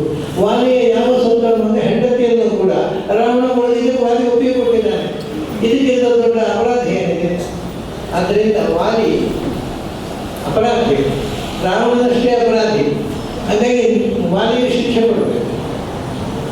ಅದಕ್ಕೋಸ್ಕರ ಎದುರು ಹೋದರೆ ವಾಲಿ ರಾಮನ ನೋಡಿದ ತಕ್ಷಣ ನಮಸ್ಕಾರ ಮಾಡಿಬಿಡ್ತಾನೆ, ಅಡ್ಡ ಬಿಡ್ತಾನೆ. ಆಗ ಸಕೃದೇವ ಪ್ರಪನ್ನಾಯ ತವಾಸ್ಮಿ ಇಟ್ಟಿದೆ ಆಚರಣೆ ಅಭೇರು ಸರ್ವಭೂತೇಭ್ಯ ದದಾಮಿ ಏತದ್ವರ್ತನೋ. ಯಾರಾದರೂ ನನ್ನ ಕಾಲಿಗೆ ಅಡ್ಡ ಬಿದ್ದರೆ ಅವರನ್ನು ನಾನು ರಕ್ಷಿಸ್ತೇನೆ. ವಾಲಿ ಶಿಕ್ಷೆ ಕೊಡಲಾಗುವುದು. ಅದಕ್ಕೋಸ್ಕರ ಮರೆಯಲ್ಲಿ ನಿಂತು ಹೊಡೆದ ಮೇಲೆ ರಾಮಚಂದ್ರ ಹೋಗಿ ಹೇಳ್ತಾನೆ, ನೀನು ತಪ್ಪು ಮಾಡಿದ್ದಕ್ಕೆ ಶಿಕ್ಷೆ ಕೊಟ್ಟೆ, ನೀನು ಬೇಕು ಅಂತ ಇಷ್ಟಪಟ್ಟರೆ ಬದುಕಿಸ್ತೇನೆ. ನಿನ್ನನ್ನು ಸಾಯಿಸುವ ಉದ್ದೇಶ ಇಲ್ಲ ನನಗೆ, ನಿನಗೆ ಶಿಕ್ಷೆ ಕೊಟ್ಟೆ, ನೀನು ಇಷ್ಟಪಟ್ಟರೆ ಅವಾಗ ವಾಲಿಯೇ ಹೇಳ್ತಾನೆ, ನಿನ್ನ ಕೈಯಲ್ಲಿ ಸಾಯುವ ಭಾಗ್ಯ ನಾನು ಕಳ್ಕೊಳ್ಳೋದಿಲ್ಲ, ನಾನು ಸಾಯುವುದು. ಅಂದರೆ ರಾಮನ ನಡೆಯಲ್ಲಿ ಎಲ್ಲಿಯೂ ಯಾವ ವಿಧದ ಆಕ್ಷೇಪವೂ ಬಾರದಂತೆ ವಾಲ್ಮೀಕಿ ರಾಮಾಯಣದಲ್ಲೇ ಅದನ್ನು ಬಹಳ ಸುಂದರವಾಗಿ ಚಿತ್ರಿಸಿದ್ದಾರೆ. ನಮ್ಮ ಜನ ಏನಂದರೆ ವಾಲ್ಮೀಕಿ ರಾಮಾಯಣವನ್ನು ಸರಿಯಾಗಿ ಓದದೆ ಏನೇನೋ ಕಲ್ಪನೆ ಮಾಡಿಕೊಂಡು ನಮ್ಮಲ್ಲಿ ಏನಾಗಿದೆ, ಈ ರಾಮಾಯಣ ವಾಲ್ಮೀಕಿ ರಾಮಾಯಣ ಆಗಲಿ ಅಥವಾ ಮಹಾಭಾರತ ಆಗಲಿ ಅಥವಾ ಶ್ರೀಮದ್ ಭಾಗವತ ಆಗಲಿ ಎಲ್ಲ ಸಂಸ್ಕೃತದಲ್ಲಿ ಇದೆ. ಒಂದು ಕಾಲದಲ್ಲಿ ಇಡೀ ದೇಶವನ್ನು ಒಂದು ಮಾಡಿದ ಭಾಷೆ. ಯಾಕೆಂದರೆ ಇದು ಅಖಂಡ ಭಾರತ ಇದ್ದದ್ದು ಹೇಗೆ? ಸಂಸ್ಕೃತದ ಮೂಲಕ. ಬೇರೆ ಆಯಾಯ ಪ್ರಾಂತಕ್ಕೆ ಆಯಾಯ ರಾಜ್ಯವಿತ್ತು, ಬೇರೆ ಬೇರೆ ರಾಜ್ಯಗಳು, ಬೇರೆ ಬೇರೆ ಸಂಸ್ಕೃತಿ. ಆದರೆ ಸಂಸ್ಕೃತ ಇಡೀ ಭಾರತವನ್ನು ಒಂದು ದೇಶವನ್ನಾಗಿ ಕಟ್ಟಿದೆ. ಆದ್ದರಿಂದ ಆವಾಗ ಹಿಂದೆಲ್ಲ ಶಂಕರರು, ರಾಮಾನುಜರು ಮೊದಲು ಸಂಸ್ಕೃತಕ್ಕೆ ಯಾಕೆ ಬರೋದು, ಇಡೀ ದೇಶಕ್ಕೆ ಮುಟ್ಟಬೇಕು ಅಂತ. ನಾವೀಗ ಎಲ್ಲರಿಗೂ ಅರ್ಥ ಆಗಬೇಕು ಅಂತ ಇಂಗ್ಲೀಷ್ನಲ್ಲಿ ಬರೆಯೋದು ಹಾಗೆ. ಸರಿ, ಹಾಗಾಗಿ ಸಂಸ್ಕೃತದಲ್ಲಿ ಬರೋದು ಏನು. ಆಮೇಲೆ ಏನಾಯಿತು ಅಂದರೆ ಕ್ರಮೇಣ ನಮಗೆ ನಾವು ಸಂಸ್ಕೃತವನ್ನು ಕೈಬಿಟ್ಟು ಇಂಗ್ಲೀಷ್ ಕಲಿತು. ದುಡ್ಡು ಏನು ಸಿಗುತ್ತೆ, ಇಂಗ್ಲೀಷ್ ಕಲಿಕೆ ಜಾಬ್ ಸಿಗುತ್ತೆ, ಸಂಸ್ಕೃತ ಕಲಿಕೆ ಹೊಟ್ಟೆ ತುಂಬುತ್ತಾ ಅಂತ ಎಲ್ಲ. ಆಮೇಲೆ ಕೆಲವರು ವೈದಿಕರಾಗಿ ಸ್ವಲ್ಪ ಉಳಿಸಿಕೊಳ್ಳೋರು ಕೂಡ ಅದರ ಅರ್ಥವನ್ನು ಬರೆದು, ಇವಾಗ ದೇವರ ಪೂಜೆ ಮಾಡುವಾಗ ನಾವು ಮಂತ್ರ ಹೇಳ್ತೇವೆ, ಹೋಮ ಮಾಡುವಾಗ ಪುರೋಹಿತರು ಮಂತ್ರ ಹೇಳ್ತಾರೆ, ಅರ್ಥ ಕೇಳಿದ್ರೆ ಗೊತ್ತಿಲ್ಲ ಅವರಿಗೆ, ಬೈಬಲ್ ಅರ್ತಿರ್ತಾರೆ. ಯಾಕೆ ಬೈಬಲ್ ಅರ್ಥದ್ದು ಅಂದರೆ ಅರ್ಥ ದೇವರಿಗೆ ಗೊತ್ತುಂಟು, ನಮ್ಗೆ ಗೊತ್ತಿಲ್ಲ, ದೇವರಿಗೆ ಅರ್ಥ ಆಗ್ತಿರ್ತಾರೆ, ನಮಗೆ ಯಾಕೆ ಅರ್ಥ ಆಗ್ತದೆ. ಹಾಗಾಗಿ ನಾವು ಇದು ನೋಡಿ, ಪ್ರಪಂಚದಲ್ಲಿ ನಮಗೆ ಅರ್ಥವಾಗದ ಭಾಷೆಯಲ್ಲಿ ದೇವರನ್ನು ಪೂಜೆ ಮಾಡುವುದು ಭಾರತದಲ್ಲಿ ಮಾತ್ರ. ಮತ್ತೆಲ್ಲಿಯೂ ನಮಗೆ ಅರ್ಥವಾಗದ ಭಾಷೆಯಲ್ಲಿ ದೇವರನ್ನು ಪೂಜಿಸೋದು. ಇಲ್ಲಿ ನಾವು ಸಂಸ್ಕೃತವನ್ನು ಮತ್ತದ್ರಿಂದ ಅಂಥ ದುರಂತ. ಹಾಗಾಗಿ ನಾವು ಮಹಾಭಾರತ ರಾಮಾಯಣ ಎಲ್ಲ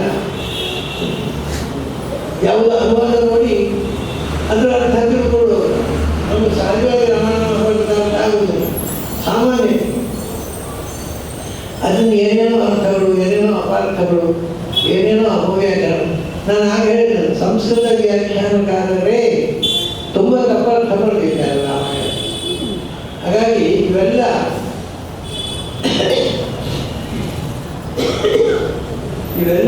ವ್ಯಾಖ್ಯಾನಗಳನ್ನಾಗಲಿ ಮೂಲವನ್ನಾಗಲಿ ನಾವು ಮತ್ತೆ ಪುನರವಲೋಕನ ಮಾಡುವಂಥ ಅವಶ್ಯಕತೆ. ಇದನ್ನು ಮತ್ತೆ ಶುದ್ಧೀಕರಣ ಮಾಡಬೇಕು, ಶುದ್ಧ ಪಾಠವನ್ನು ಮಾಡಬೇಕು. ಏನು ಹೇಳಿದ್ದಾರೆ ವಾಲ್ಮೀಕಿ ಎಲ್ಲಿಯೂ ತಪ್ಪಿಲ್ಲ, ಎಲ್ಲಿಯೂ ವಾಲ್ಮೀಕಿ ತಪ್ಪಿಲ್ಲ. ಹಾಗಾಗಿ ಇದೊಂದು ತಮಾಷೆ ಏನು ಅಂದರೆ, ಕೈಕೇಯಿಯನ್ನು ಮದುವೆಯಾಗುವಾಗ ನಿನ್ನ ಮಗನಿಗೆ ನಾನು ಪಟ್ಟ ಕೊಡ್ತೇನೆ ಅಂತ ಹೇಳಿ ದಶರಥ ಕೊಟ್ಟ ಮಾತನ್ನು ವಾಲ್ಮೀಕಿ ಮೊದಲು ಹೇಳೋದು. ಯಾವಾಗ ಹೇಳ್ತಾರೆ ಅಂದರೆ, ರಾಮಚಂದ್ರ ಕಾಡಿಗೆ ಹೋಗ್ತಾರೆ. ಕಾಡಿಗೆ ಹೋದಾಗ ಇವರೆಲ್ಲ ಬಂದು ಒತ್ತಾಯ ಮಾಡ್ತಾರೆ ಪಾ. ಆವಾಗ ಹೇಳ್ತಾನೆ, ನಾನು ನನ್ನ ಅಪ್ಪ ಕೊಟ್ಟ ಮಾತನ್ನು ಉಳಿಸಬೇಕಾಗಿದೆ. ನನ್ನ ಅಪ್ಪ ಕೈಕೇಯಿಯನ್ನು ಮದುವೆ ಆಗುವಾಗ ಹೀಗೆ ಮಾತು ಕೊಟ್ಟಿದ್ದಾರೆ. ಅದು ಇನ್ನೊಂದು ದೇಶದ ರಾಜನಿಗೂ ನಮ್ಮ ತಂದೆಗೂ ಆದಂಥ 2 ರಾಜ್ಯಗಳ ಒಪ್ಪಂದ, ಅದು ನಮ್ಮದಿರೋದು. ಆವಾಗ ತಮಾಷೆ ಅಂದರೆ ವಸಿಷ್ಠರು ಬಂದು ಹೇಳ್ತಾರೆ, ನೋಡಪ್ಪ ಆ ಒಪ್ಪಂದ ಆಗುವಾಗ ನಾನೇ ಇದ್ದವ, ನಾನೀಗ ನನ್ನ ಗುರಿ ಅಂತ ಹೇಳ್ತಾ ಇದ್ದೆ. ಆ ಒಪ್ಪಂದ ಆದದ್ದು ಕೈಕೇಯಿಗೋಸ್ಕರ, ಅವಳೇ ಈಗ ಬಂದಿದ್ದಾರೆ. ನಾನು ಅದನ್ನು ಒತ್ತು ಮಾಡುವುದಿಲ್ಲ ನೀವು ಯಾರು ಒಂದು ಮಾಡಿದ್ರು ನಾನು ಮಾಡೋದು. ಆವಾಗ ನೋಡಿ ರಾಮಾಯಣದಲ್ಲಿ ಕೆಲವು ವಾಲ್ಮೀಕಿಗಳು ಜಾಬಾಲಿ ಅಂತ ಒಬ್ಬರು ಋಷಿಗಳು ಬರ್ತಾರೆ. ಏನಪ್ಪ ಇದೆಲ್ಲ, ಯಾರೋ ದಶರಥ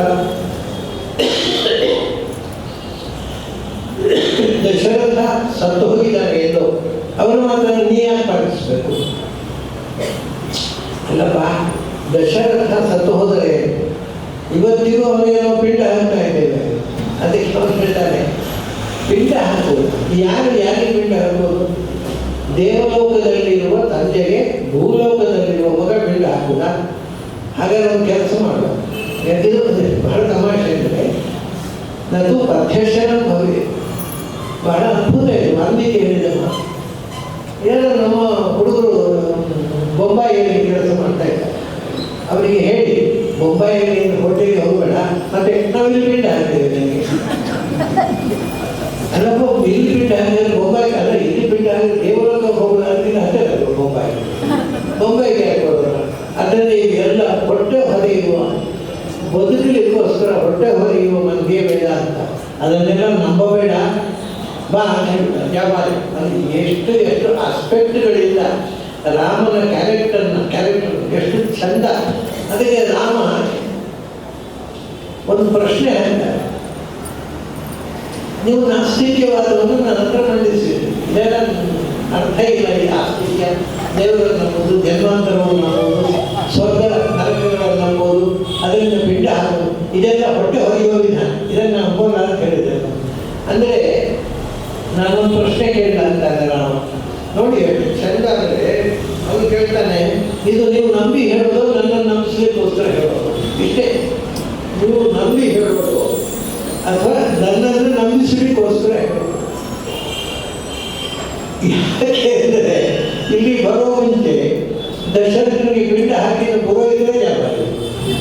ಅವ್ರು ಇಲ್ಲಿ ಪಿಂಡ ಹಾಕಬೇಕು ಅಂತ ಹೇಳಿದರೆ, ಇದು ನೀವು ಮತ್ತೆ ಯಾಕೆ ನಮ್ಮ ಒಬ್ಬರಿಗೆ ಪಿಂಡ ಹಾಕಿದ್ದೀರಿ ಅಂತ ಕೇಳ್ತಾರೆ. ಸೋತು ಬಿಟ್ಟರು ಜಾಬಾಲಿಗಳು. ಅವಾಗ ಅವ್ರು ಹೇಳ್ತಾರೆ, ನಾಸ್ತಿಕನ ವಚನ ಪ್ರತಿಜ್ಞ ನಾಸ್ತಿಕೋ ನಾಸ್ತಿಕ ಇದ್ದೇನೆ. ನಾನು ನಾಸ್ತಿಕ್ಯದ ಮಾತನಾಡ್ತಾ ಇಲ್ಲಪ್ಪ. ಯಾಕೆಂದರೆ ನಾನು ನಾಸ್ತಿಕ ಅಲ್ಲ. ಯಾಕೆಂದರೆ ನನಗೆ ಗೊತ್ತಿಲ್ಲದೆಲ್ಲವೂ ಸುಳ್ಳು ಅನ್ನುವಷ್ಟು ದಡ್ಡ ನಾನಲ್ಲ. ಈ ನಾಸ್ತಿಕರೇನು ಅಂತ ಅವ್ರಿಗೆ ಗೊತ್ತಿರೋದಿಲ್ಲ. ಸೊ ನನಗೆ ಗೊತ್ತಿಲ್ಲದೆಲ್ಲ ಸುಳ್ಳು ಅಂತ ಹೇಳುವ ಜಗತ್ತಿನ ಸರ್ವಶ್ರೇಷ್ಠ ದಡ್ಡ ನಾನಲ್ಲ. ನಾಸ್ತಿಕೋ ನಜನಾಸ್ತಿಕ. ಮತ್ತೆ ಕೆಲವೊಮ್ಮೆ ಅಗತ್ಯವಿದ್ದಾಗ ನಾಸ್ತಿಕ ಆಗ್ತೇನೆ ಅಂತ. ಯಾಕೆಂದರೆ ನಿನ್ನಂಥವನ್ನು ಸಮರ್ಥನೆ ಮಾಡಲಿಕ್ಕೆ ಅಲ್ಲಿ ಮುಗಿದೋಯ್ತು. ಈಗ ಎಲ್ಲರೂ ಸೋತ್ಬಿಟ್ಟು ರಾಮಚಂದ್ರ ಬಂದ್ಬಿಟ್ಟ. ಹೀಗೆ ರಾಮಾಯಣದಲ್ಲಿ ರಾಮಾವತಾರದ ಅನೇಕ ಸಂದರ್ಭಗಳಲ್ಲಿ ಅವರು ಮಾಡಿರ್ತಕ್ಕಂಥ ತೀರ್ಮಾನಗಳು ಎಲ್ಲವೂ ಬಹಳ ಸುಸಂಗತವಾಗಿದೆ. ಎಲ್ಲಿಯೂ ಯಾರಿಗೂ ಅನ್ಯಾಯ ಮಾಡಿ, ಎಲ್ಲಿ ತನಕ ಕೈಕೇಯಿಯನ್ನ ಯಾರಾದರೂ ಬೈದರೆ ಸಹಾಯ ಮಾಡ್ತಾರೆ. ರಾವಣನನ್ನು ಲಕ್ಷ್ಮಣ ಆಕ್ಷೇಪ ಮಾಡಿದಾಗ ಮಹಾವೀರ ಕರಸ, ಅವ ಜಗತ್ತಿನ ಮಹಾವೀರ, ಅವನನ್ನು ಟೀಕೆ ಮಾಡ್ತೇನೆ. ರಾಮನನ್ನು ವಿರೋಧಿಸಿದರೂ ರಾಮ ಉದ್ಧಾರ ಮಾಡುವುದು ಮಹಾವೀರ ಕರಸ. ಹೀಗೆ ಅವರು ಯಾರು ತನ್ನ ವಿರೋಧಿಗಳನ್ನು ಟೀಕೆ ಮಾಡಿದವನು. ರಾವಣ ಸತ್ತ ಮೇಲೆ ವಿಭೀಷಣನನ್ನು ಕರೆದು ಅವರಿಗೆ ಅಂತ್ಯಕ್ರಿಯೆ ಮಾಡಿ ಅಂತ ರಾಮಚಂದ್ರ ಹೇಳ್ತಾರೆ. ಅದಕ್ಕೆ ವಿಭೀಷಣ ಹೇಳ್ತಾನೆ, ಅವನು ಮಹಾಪಾಪಿ, ಮಾಡಬಾರದಲ್ಲಿ ಕೆಲಸ ಮಾಡಿದ, ಅವನಿಗೆ ಯಾಕೆ ಅಂತ್ಯಕ್ರಿಯೆ ಶ್ರಾದ್ದ ನಾ ಮಾಡೋಲ್ಲ ಅಂತಾನೆ ವಿಭೀಷಣ. ಆದ್ರೆ ರಾಮ ಹೇಳ್ತಾನೆ, ಏನಪ್ಪ ಮರಣಾಂತಾನೆ ವೈರಾಣಿ, ಏನು ದ್ವೇಷ ಇದ್ದರೂ ಸಾಯೋದಕ್ಕ ಸತ್ತ ಮೇಲೂ ದ್ವೇಷವ. ಅವನು ನನ್ನ ನೀನೇ ಹೇಗೆ ಹಾಗೆ ನನಗೂ ಅವನು ನನಗೆ ಸೋದರ, ಮಮಾತಿ ಭ್ರಾತಾ ಸಹ. ನೀನು ಮಾಡದೇ ಇದ್ರೆ ನಾನು ಅವನಿಗೆ ಬಿಟ್ಟು ಹಾಕಬೇಕಾಗತ್ತೆ. ಅಂದರೆ ಅವನ ರಾಮಚಂದ್ರನ ಅವನು ಸೌಹಾರ್ದ. ನನಗೆ ಅವನ ಮೇಲೆ ದ್ವೇಷ ಏನಿತ್ತು ಅದು ತೀರ್ಮಾನ ಆಯಿತು. ಅವನು ಸತ್ತ ಮೇಲೆ ದ್ವೇಷ ಇಲ್ಲ, ನನಗೆ ಸೋದರ ಅವನು. ನನ್ನ ಸೋದರನಿಗೆ ನೀನು ಬಿಟ್ಟು ಹಾಕದಿದ್ರೆ ನಾನು ಹಾಕ್ತೇನೆ ಅಂತ ನಿಂತು ಬಿಟ್ಟಾಗ ಕಡೆಗೆ ರಾಮನ ಮಾತಿಗೋಸ್ಕರ ವಿಭೀಷಣ ಅಣ್ಣನಿಗೆ ಬಿಟ್ಟು ಹಾಕ್ತಾರೆ. ಹೀಗೆ ಪ್ರತಿಯೊಂದು ಕಡೆ ಯಾರಿಗೂ ಮನಸ್ಸು ನೋವಾಗದಂತೆ, ಎಲ್ಲಿಯೂ ಧರ್ಮದ ತೀರ್ಮಾನಕ್ಕೆ ಅನ್ಯಾಯವಾಗದಂತೆ ಇಡೀ ಜೀವನದಲ್ಲಿ, ಅದಕ್ಕೋಸ್ಕರವೇ ಅವನನ್ನು ಮರ್ಯಾದಾ ಪುರುಷ ಅಂತ ಕರೆದರು. ಮರ್ಯಾದಾ ಪುರುಷ ಅಂದರೆ ನಾವು ಹೇಗೆ ಬದುಕಬೇಕು ಅನ್ನೋದನ್ನು ತೋರಿಸಿದವ ಅಂತ, ಬದುಕಿನಲ್ಲಿ ತಾನು ನಡೆದು ತೋರಿಸಿದವ ಅಂತ. ಆದರೆ ಕೃಷ್ಣ ಇದಕ್ಕೆ ಸ್ವಲ್ಪ ವಿಲಕ್ಷಣ. ನಾವು ಏನು ಮಾಡಬಾರ್ದು ಅದನ್ನೆಲ್ಲ ಮಾಡ್ತಾರೆ. ಅದು ಕೃಷ್ಣನದೊಂದು ವಿಲಕ್ಷಣ. ಅದಕ್ಕೆ ಅವನಿಗೆ ಮರ್ಯಾದಾ ಪುರುಷ ಅಂತ ಹೇಳೋದು. ಕಪಟ ನಾಟಕ ಸೂತ್ರಧಾರಿ ಇರ್ತಾರೆ ಅವರಿಗೆ. ಅವನ್ನೆಲ್ಲ ನಾಟಕ ಮಾಡ್ತಾನೆ. ಅದರ ಹಿಂದೆಯೂ ಒಂದು ಫಿಲಾಸಫಿ ಇದೆ. ಅವನು ಮಾಡಿರ್ತಕ್ಕಂಥ ಎಲ್ಲ ಕೃತ್ಯಗಳಲ್ಲಿ ನಮ್ಮ ಮೇಲೆ ನೋಟಕ್ಕೆ ಏನಪ್ಪ ಅವನು ಸ್ನಾನಕ್ಕೆ ಹೆಣ್ಮಕ್ಳು ಸೀರೆ ಕರೀತಾನೆ, ಯಾರ್ಯಾರ ಮನೆಗೆ ಹೋಗಿ ಬೆಣ್ಣೆ ಕರೀತಾನೆ, ಸುಳ್ಳು ಹೇಳ್ತಾನೆ. ದ್ರೋಣಾಚಾರ್ಯ ಸಾಯಿಸಿದಾಗ ಅಶ್ವತ್ಥಾಮ ಸತ್ತ ಅಂತ ಸುಳ್ಳು ಹೇಳಿಸಿ ಸಾಯಿಸ್ತಾನೆ. ಕೃಷ್ಣ ಮಾಡದ ಅನ್ಯಾಯ ಇಲ್ಲ. ಅದು ರಾಮನಿಗೆ ಕೃಷ್ಣನಿಗೆ ಎಷ್ಟು ಅಂತರ. ರಾಮ ಒಂದು ಹೆಜ್ಜೆಯನ್ನು ತಪ್ಪಬಾರದು ಅಂತ ಎಚ್ಚರ ವಹಿಸಿದ್ರೆ, ಕೃಷ್ಣ ಹೆಜ್ಜೆ ಹೆಜ್ಜೆಗೆ ನಮ್ಮ ಸಾಮಾಜಿಕವಾದ ನೀತಿಯನ್ನು ಉಲ್ಲಂಘನೆ ಮಾಡ್ತಾರೆ. ನಮಗೆ ಅರ್ಥವಾಗದಂತಹ ಒಂದು ವ್ಯಕ್ತಿಯಾಗಿ ನಿಂತುಕೊಳ್ತಾನೆ. ಆದರೆ ಅವನ ಜೀವನದಲ್ಲಿ ಇಷ್ಟೇ ಅರ್ಥಪೂರ್ಣವಾದ ಫಿಲಾಸಫಿ. ಒಂದು ದೃಷ್ಟಿಯಿಂದ ರಾಮನ ಫಿಲಾಸಫಿಯ ಇಂಪ್ರೂವ್ಮೆಂಟು ಕೃಷ್ಣನ ಜೀವನದಲ್ಲಿ ಕಾಣ್ತೇವೆ. ಅದು ಏನು ಫಿಲಾಸಫಿ, ಕೃಷ್ಣ ಹೇಗೆ ಬದಲಾಯಿಸಿದ ಸಮಾಜದ ಕಾನ್ಸೆಪ್ಟ್ ಅನ್ನು, ಅದ್ಭುತ. ರಾಮ ಸತ್ಯ ತಂದೆ ಆಡಿದ ಮಾತು ಸುಳ್ಳಾಗಬಾರದು ಅಂತ 14 ಪ್ರಕಾರದಲ್ಲಿದ್ದರೆ ಕೃಷ್ಣ ತಾನೇ ಸುಳ್ಳು ಹೇಳ್ತಾನೆ. ಧರ್ಮರಾಜನ ಸುಳ್ಳು ಹೇಳಿಸ್ತಾನೆ. ಆದರೆ ರಾಮ ಎಷ್ಟು ಸತ್ಯ ಪಕ್ಷಪಾತಿಯೋ ಅಷ್ಟೇ ಪಕ್ಷಪಾತಿ ಕೃಷ್ಣ. ಈ ವಿರೋಧ ಹೇಗೆ? ಇದು ಬಹಳ ಚಮತ್ಕಾರ. ಶಾಸ್ತ್ರೀಯವಾದ ಈ ವಿರೋಧ ಪರಿಹಾರದ ಒಂದು ಪರಂಪರೆಯನ್ನು ನಾವು ಕೃಷ್ಣನ ಅದ್ಭುತವಾದ ವ್ಯಕ್ತಿತ್ವದ ವಿರೋಧಾಭಾಸ, ಅದು ಯಾಕೆ ವಿರೋಧ ಅಲ್ಲ ಅನ್ನೋದನ್ನು ನಾಳೆ ದಿವಸ ಸೇರಿದಾಗ ನೋಡೋಣ. ಅದಕ್ಕೆ ಅಭಿನಂದನೆಗಳು.